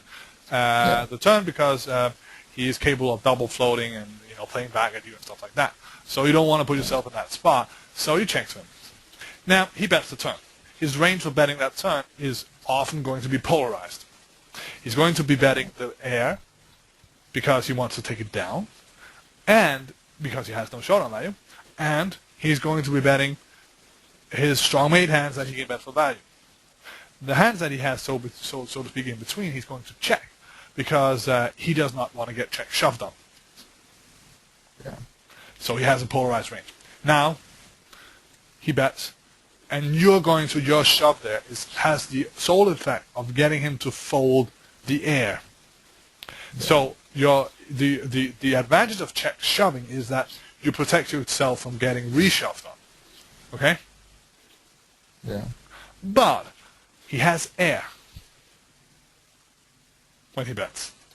So do you really want to shove? Doesn't need. You just click it back. And if he shoves, and you save yourself $50 or something like that every time. You just need a small raise.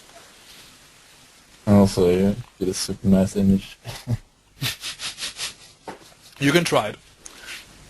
It has the same efficiency frequency. It works the same amount of the time as a shove. Because all you do with a shove is that you protect yourself from getting rebluffed. And maybe you fold out the bottom of the range of hand that he's betting for value because you think nobody's so insane that they're shoving here. So he probably is betting some top of his range there. But yeah, generally, just try it, see if it works. But you need a read on him. You need to know that he's floating. Yeah, you need to know that he's floating your light on the flop. You need to know that he's calling a lot of c-bet and 3-bet pots. This is what you need, because what he's betting there on the turn generally is air and polarized range. So yeah, paying attention is not going to go away here. Unfortunately, it would be so much easier if we could just click buttons. Let us talk a little bit about you playing 3-bet pot. So you get 3-bet and you call. Now, obviously, if he's not 3-bet bluffing, there's no need to call. You can just fold, unless you have a read on and post flop.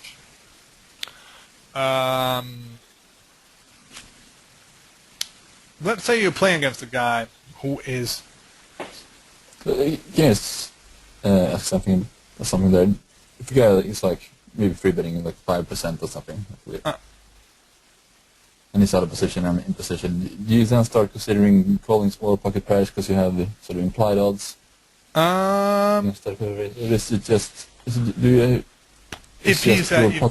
If he's c-betting his whole range, yes. Yeah. Because then we can just play fiddle fold poker with him on the flop. Yeah. Because our implied odds are a lot better. If he is, and we need to be really, really, really, really, really, how can I put it, disciplined, and not get tempted to float. Yeah. That's the problem. If we can play disciplined poker, I think calling there is plus even. But discipline is hard. Yeah. Now, but if he's on the other hand betting the flop and betting a turn a lot with his whole range, then it becomes a no-brainer. I know he's betting a turn. I don't get tempted to call on the flop. Just call, see a flop, hope to spike, fold when he c-bets, and I didn't hit. Yeah. Okay. So, but do you want to call with suited connectors? Probably not. Why? Because my races won't have that much fold equity. Precisely. And here, stack size actually does not matter that much, unless we're really, really, really deep, because then the range of hands that he's happy to stack off with gets pretty narrow compared to the range of hands that he's free betting. So there, it has an effect. What about if you now 3-bet something like 7%? When will you start calling with suited connectors? Yeah. I think 7 is starting to get closer, but I still think it's probably a fold. Yeah, me too. What about suited aces? No, I think you can still call it, because then we can flop bigger flush draws in here, and we can still flop an ace. An ace is probably good if we hit that. And King Jack suited, King Queen suited. King Queen suited, definitely. King Jack suited is probably a bit closer, but I think King Jack suited is. I would probably err on the sort of the tighter side and fold up too. So, but King Queen suited, I think, plays a lot better. Yeah, it is. Ace Jack off plus maybe. I think you don't want to call with Ace Jack off because there are so many Ace Queens off, Ace Kings off in his range. Yeah, that's true. If it's not, and you only flop bluff catcher. A suited Ace 9 suited is way better than Ace Jack off suited. Okay. Because you're not going to be super happy because you only flop bluff catchers. And you also want to have hands in your range that you can actually put pressure on him with, which is, flush draws and Combo draws, pretty damn nice. Because the combo draws you can never go wrong with in 3-bet pots. Yeah. So you can just call the flop, shove the turn or something like that when he bets again. And here again, you know, the quality of the value of your hand depends again on how he's going to play post flop. If he's going to bet and then check fold the turn a lot, then bluff catchers, floats, etc., your hand doesn't really matter. You can call, and then you can take it away from him on the turn. But the post flop play here in 3-bet pots is really important. Let's say the pocket pairs here and the suited connectors. Let's compare them again. The pocket pairs you play fiddle fold poker with on the flop against an aggressive player because you know this bloody bastard he's going to bet again on the turn. Yeah. But if he's going to be honest with you and you can get your pocket pairs to showdown, sure, call. Let's see what goes on. I can get a showdown. I'm going to be good a good chunk of the time. I don't need to spike. Yeah. Make sense? Yeah, definitely. Good. Good. So this is the mindset that you should have when you defend. You should think about how does this hand play against the post flop? How do I want to play it? Make the plan prior to your call. Yeah, because I think I make some mistakes here with, like, say I flop a flush draw with a suited ace. Against an aggressive player, I get sort of tempted to raise it in on the flop. Like raise call up on the flop, and that's probably a mistake since he's just gonna barrel the turn. Precisely. And it makes him play much more easy against me, because his mistake of folding the turn is when he's two barreling is a lot bigger than him folding the flop. Yeah. Precisely. Yeah. It's so lovely. So lovely. Great. Good stuff. And getting a strategy out there for how to play both pre-flop and post-flop, and adjusting our ranges, thinking about how we're going to play against this player is really important when the pots are big. Yeah. Great. So, this was a little bit about 3-betting and 3-bet pots. We have not talked about 4-bet bluff. How much do you 4-bet bluff? I used to do a lot on moment 100 when I played it last fall, so to say. But now I won't do it when I'm 100 BBs deep. I do it a lot when I'm like 120, 130 BBs plus. And then I do it a lot, I would say. Okay, you like Fort Town. Fort Town is a pretty place. Have you ever been there? Yeah, it's where the 4 Jacks are from. Bad joke, sorry about that. Now, what you want to be thinking about is against the guy's 3-betting range. And you want to think about his air versus not ratio in that spot. Yeah. That is ridiculously important because I don't like 4-betting unless I know that the 4-bet is either plus EV in itself or that the player that I'm 4-betting is going to adjust his 3-betting tendencies because I 4-bet bluffed him. Yeah. Against a guy who is, for example, 3-betting 9%, and he's 3-betting jacks and ace king, there's no value in 4-bet bluffing. Against a guy who is 3-betting 12% and is not 3-betting 10s or ace queen for value, you can start 4-bet bluffing because the 4-bet bluff in itself is plus EV. Against a guy who has way too much air in his range, in the spot that you're looking at. For example, in a cutoff versus button situation, or generally those kind of situations, 4-bet bluffing is a lot more profitable because his range is geared so much towards air, because he is sometimes flatting behind big hands, because you're folding a lot. Yeah. So thinking about the balance of his range before you make the 4-bet and what you're trying to achieve with the 4-bet is generally a good idea. When you are really deep, 200 BBs, for example, 4-betting is kind of like 3-betting. You want to do it when you're in position because you don't mind building a pot when you're in position. When you're out of position, you don't want to do it because When he flats behind and puts a smiley in the chat, you go, oh no. Oh no. Massive pot, out of position. And it's just ridiculously painful because unless you have the nuts, it's so damn difficult to ever get to showdown, and yeah, it's getting expensive. So you gotta have a pretty good read there. And he's just having. I also think that. Yeah. I also think that when you are like semi-deep, like maybe 130 to 150 big blinds deep, I think that a lot of guys don't really adjust their free betting value range, or at least that's normally 200. They're stacking up with tens. Yeah, and tens. But you're also like, you might sort of free bet.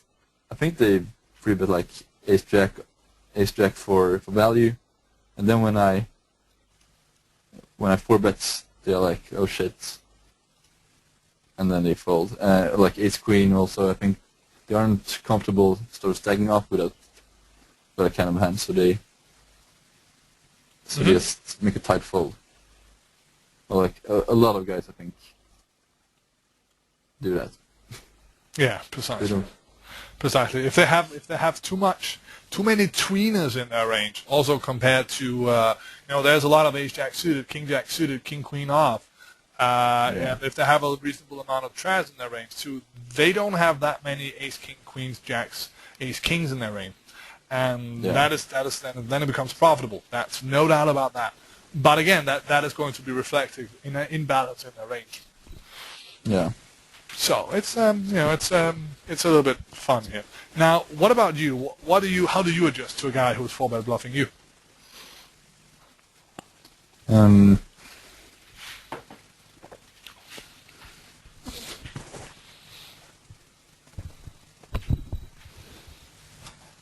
I would sort of not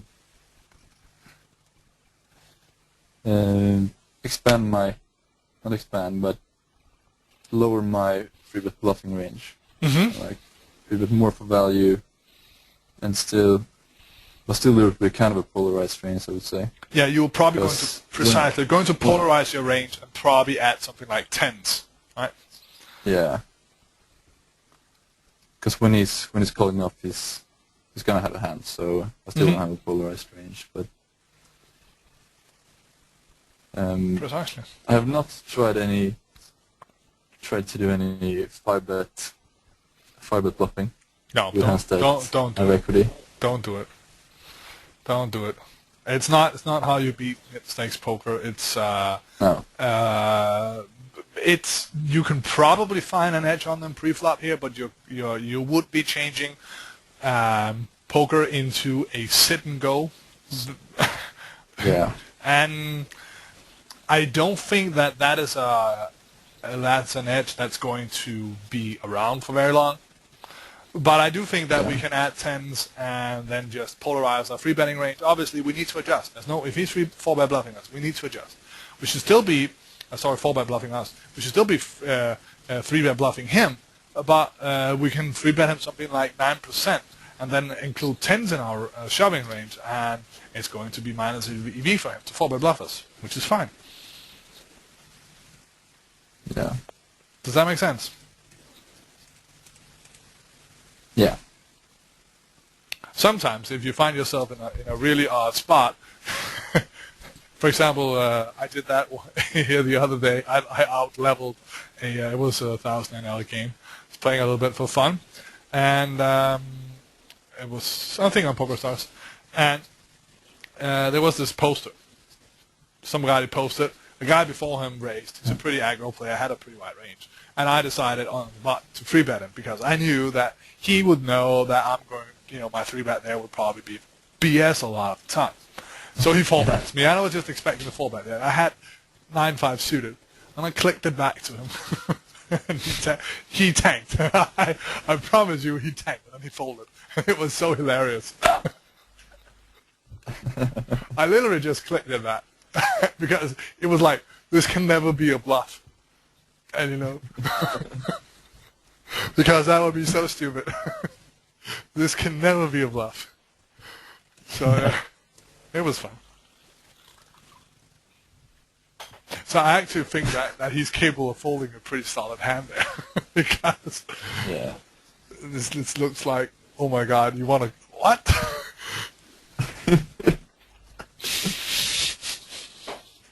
But fun. So sick. Yeah. But fun. Yeah. Let's talk about a.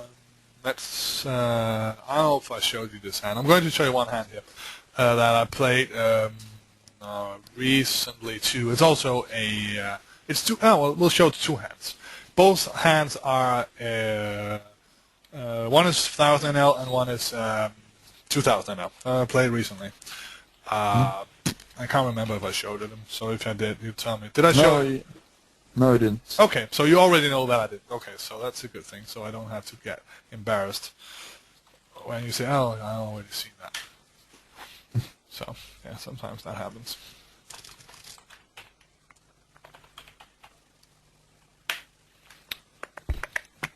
So, let me look at the first hand here. Yeah, this is a free bet pot. I don't know how much you know about the players who are playing in... no, this is not the right one. Wrong hand.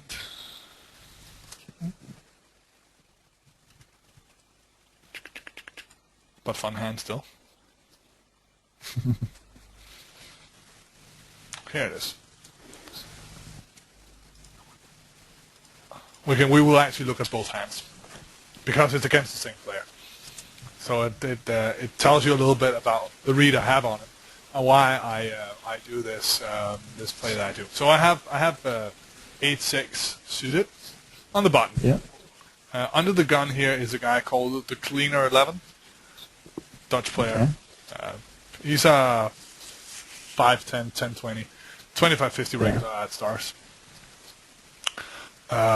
So he opens, and this guy here is cool hand or something like that. And I decide to squeeze it in position. I could also have called. But I think with that money here in the pot, and sometimes I 3-bet here, sometimes I call, sometimes I fold. So it's a bit, game dependent here. And here, for no apparent reason, it was Friday, and it was 5 o'clock, and I decided to squeeze. So. Yeah. No special reason. What? No special reason.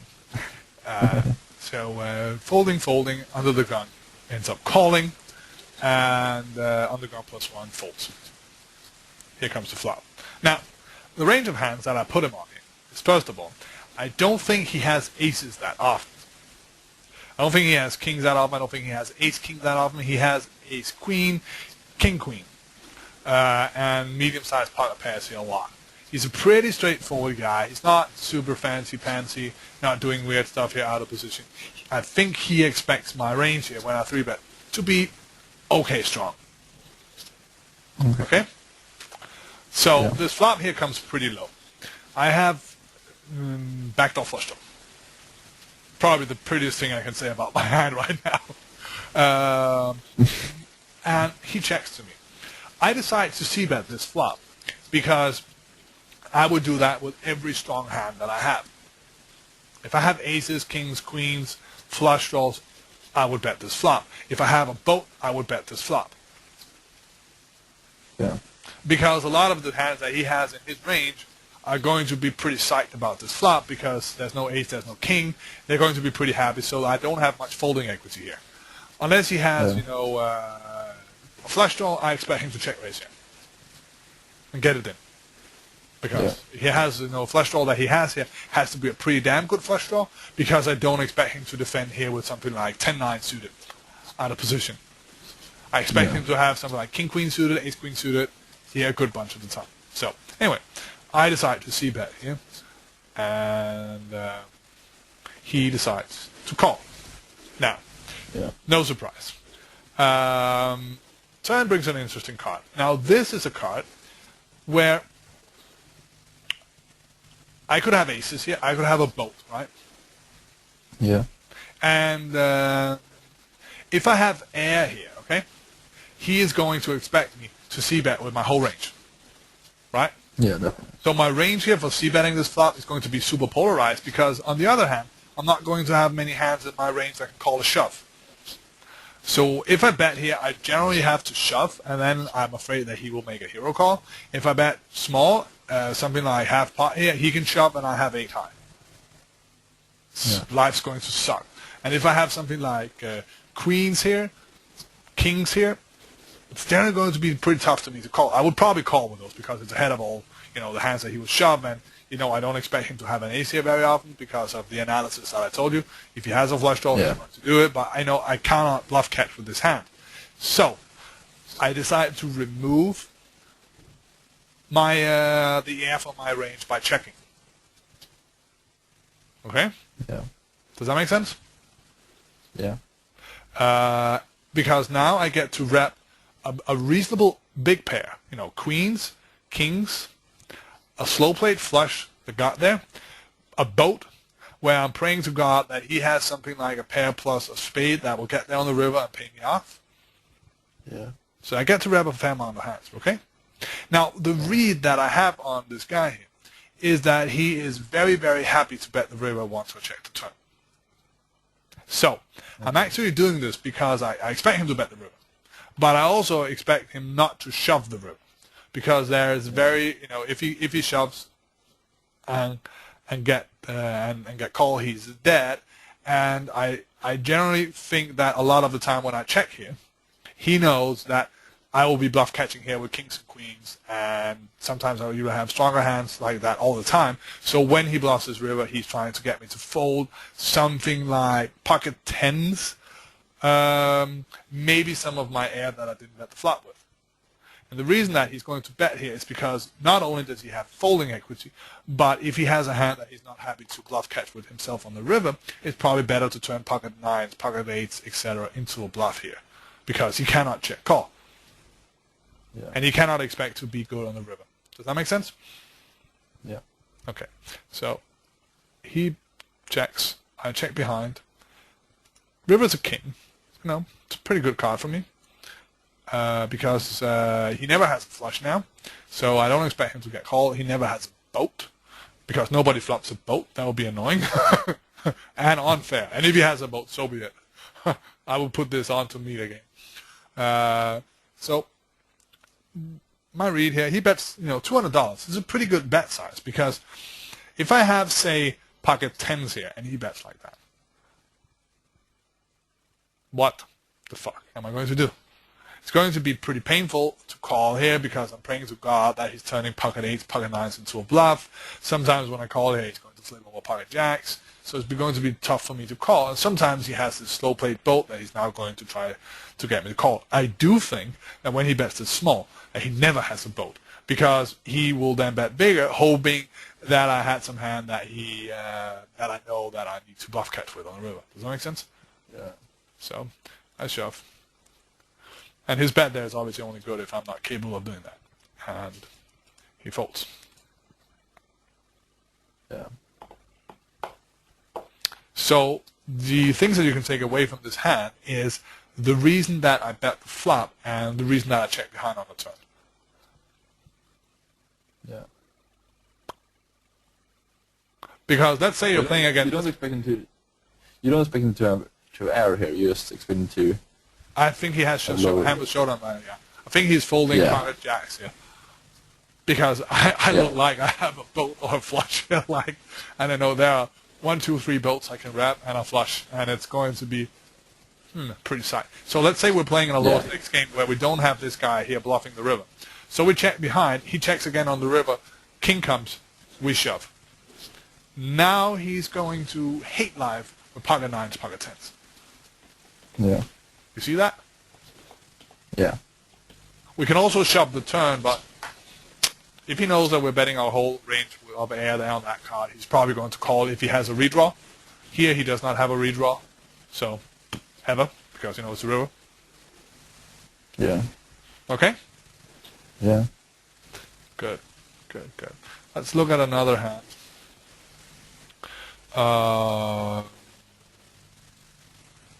It's then against the same player.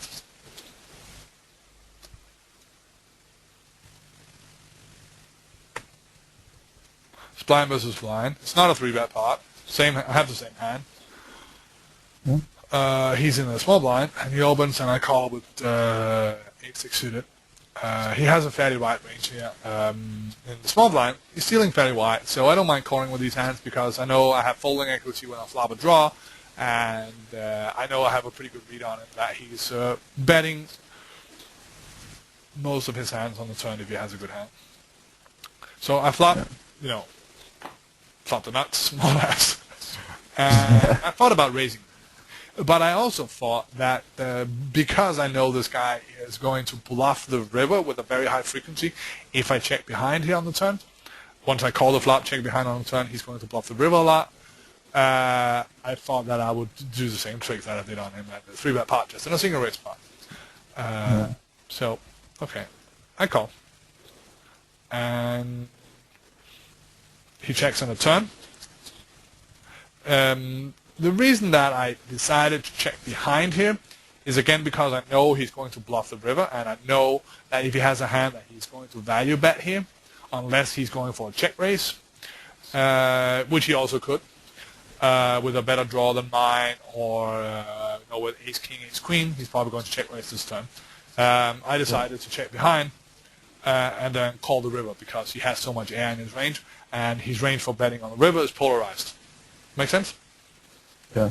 Good. So I check behind, and I get there.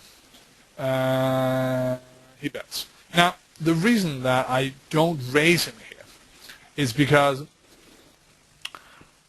when I raise and I get called, he has a better hand on. He's not hero calling here with, say, ace queen,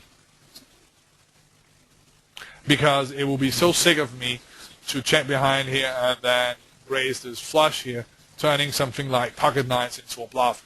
He does not think that I will do that, and I'm not going to do that. If I had pocket nines, I'm also just calling. So it would be pretty weird of me to turn anything into a bluff here. So when I raise here, I'm not bluffing, which means that there's no value in me for a raise because he's not bluff catching. So I just call. And to show you the read here, he had queen jack that he decided to turn into a bluff. Yeah. Make sense? But you would raise a blank. Yeah. On the river. Yeah. Yeah. Again, because I don't expect him to bluff catch. Yeah. And I can rep, that I check behind here with a boat. I can rep. I have trips. I can rep. I have a good ace that I check behind that I'm not raising. I have aces up. That is better than ace 4, something like that. Yeah. So I can rep a lot of hands, and it's going to be very tough for him to call, since a lot of the hands that he can call with are betting the turn. So his bluff catching range here is super thin on the river, which is a big leak once you got this read on him. Yeah, and it's also good. The hands that is betting for value is like counter the caller. Most of the hands counter the caller shot.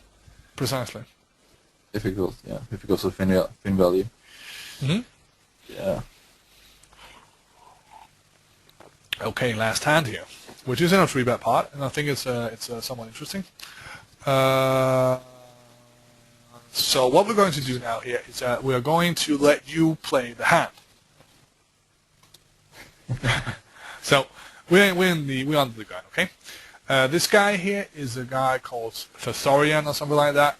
He's also in Phil Galfon's latest 1020 video. This is 1020, by the way. Yeah, well, you can see that on my stack. Unless it was, blind, probably better. Because it's 1,000 deep. So he 3-bets me here from the blinds. Now, first of all, what are you going to do? You can also ask me questions. You can ask me questions, and I'll answer.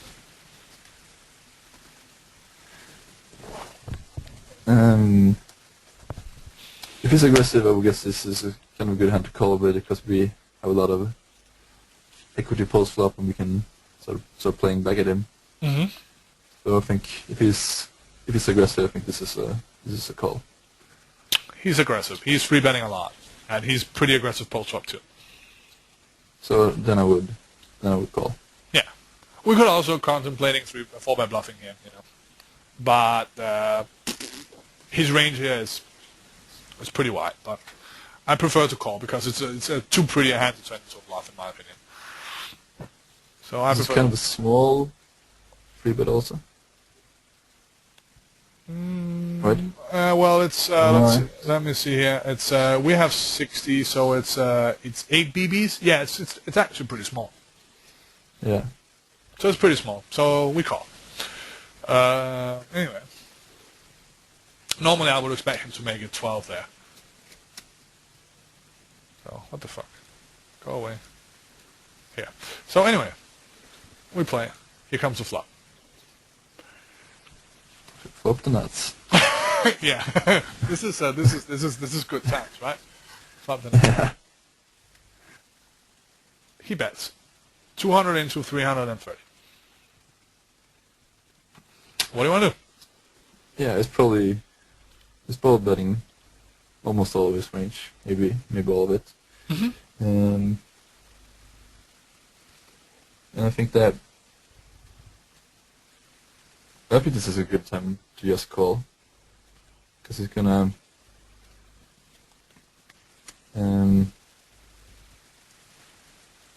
What does our hand look like? Really- What does our hand look like if we call? what is it? What does our hand look like if we call? Looks kind of weak, or looks like maybe some kind of jack, some kind of a weak ace, maybe a draw. We could also have pocket nines, pocket tens here because we know that he's going to bet his whole range here, so we can float him here and see what he does on the turn. Yeah, Something like that. but pretty weak. Yeah. Yeah. Okay. Good. So if it's a player kind of play that starts two barreling in free bet pots, I think this is the best hand to bluff catch with. Yeah. I'm pretty. Yeah, precisely. So I decide to call. I totally agree with you. Raising here is a mistake. Because if we raise here, we're never folding better hands. And we don't mind seeing a turn card. We don't need to protect our hand. And when we call here, we look weak because if we had a strong hand, we would probably raise, stuff like that. So Yeah. Yeah, I like calling. Yeah. It's a pretty blank card. As blank as it gets. Well, I think if it was a spade, it would be slightly blanker. But Yeah. maybe a club because then it would be green. It would be even blanker, but who knows?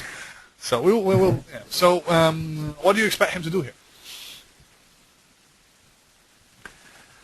I would expect him to barrel quite often, since our range looks kind of weak. What if he has? What if he has kings and queens? with medium? Then I think he's gonna check call probably. He might check fold if we are really needed, but I think it's kind of a check call for him. Yeah. I think a lot of also with hands like ace 10 is gonna be a check call. It's gonna. So you're bringing up a pretty good question. So it's What gonna is our image here at this session here? I'm going to tell you. Yeah. This is probably irrelevant. Probably relevant. So let's look at it here.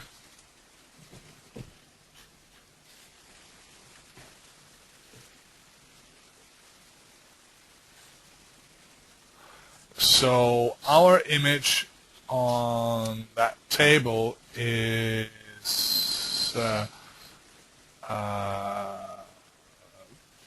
pretty laggy. So we're playing something like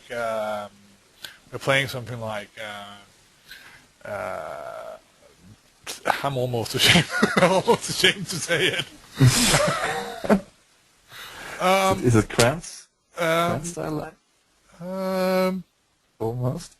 I'm gonna look here and view in text. I'm going to look here at the table. We are playing at this session here 38-31. Okay. So yeah, it's probably a little bit. Even Krantz will call out this. Yeah, well. So our image here is definitely on the laggy side, but this is not that early in. This is a little bit in the session. And the session is only 150 hands long. So yeah, so it's not that big a sample. So we got cards, okay? So it's not like I'm insane. I would probably play something like 28, 24 here, something like that. But yeah, anyway. So we've got barreled here, and we got to the turn. The turn is a blank, and it's part of 730, and he bets 400. Yeah, so I still think this is a call also. Because this probably still views our range as weak, so it's gonna barrel the turn, and his range is polarized, right? Yeah, and that was about to say before, and then we can also draw out on his sort of not side, not polarized precisely range. So yeah, so I think it's a call.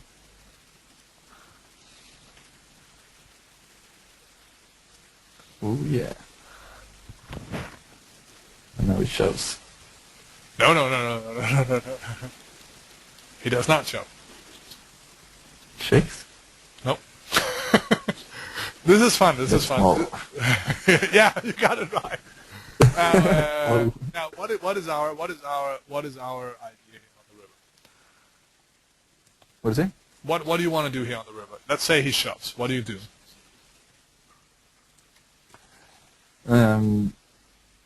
Then I think his range is super polarized.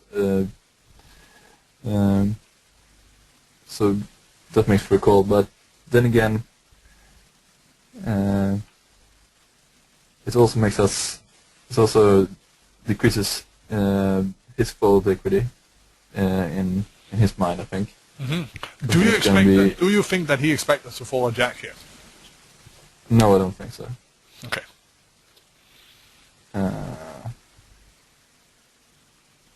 Do you think that he thinks that we have a jack? Yeah, I think that's part of our range. Okay. So what do we do if he shoves?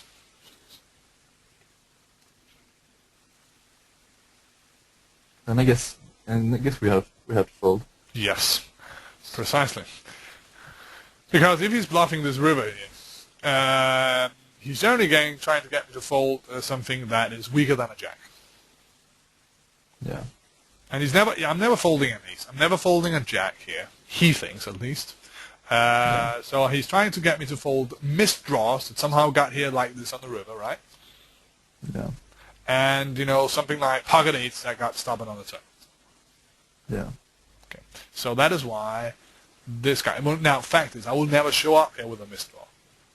I would never show up here with pocket eights. I will fold on the flop, and I will raise on the flop if I have a draw. Yeah.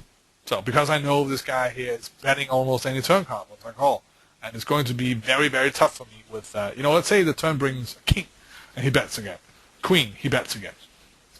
Yeah. Brings a diamond, he bets again.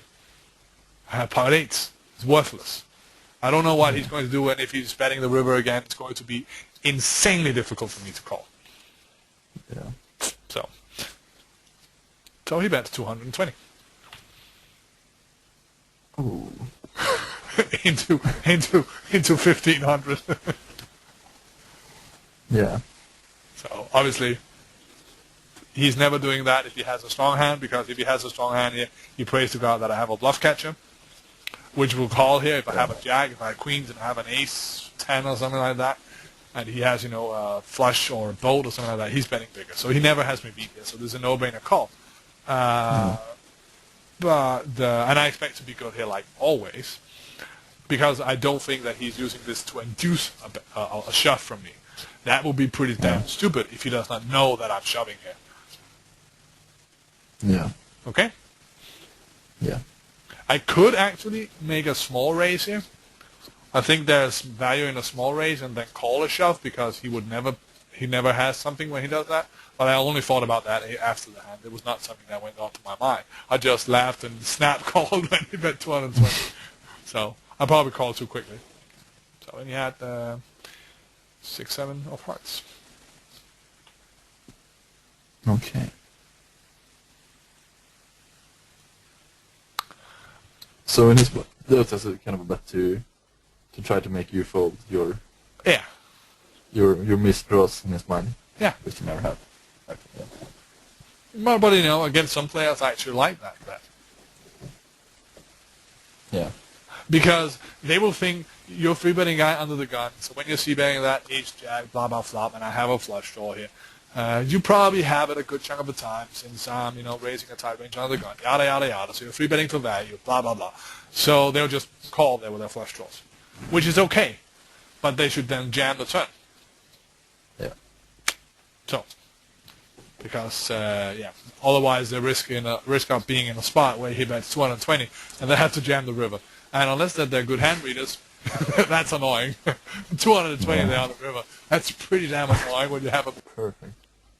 So I hope that you liked it. It was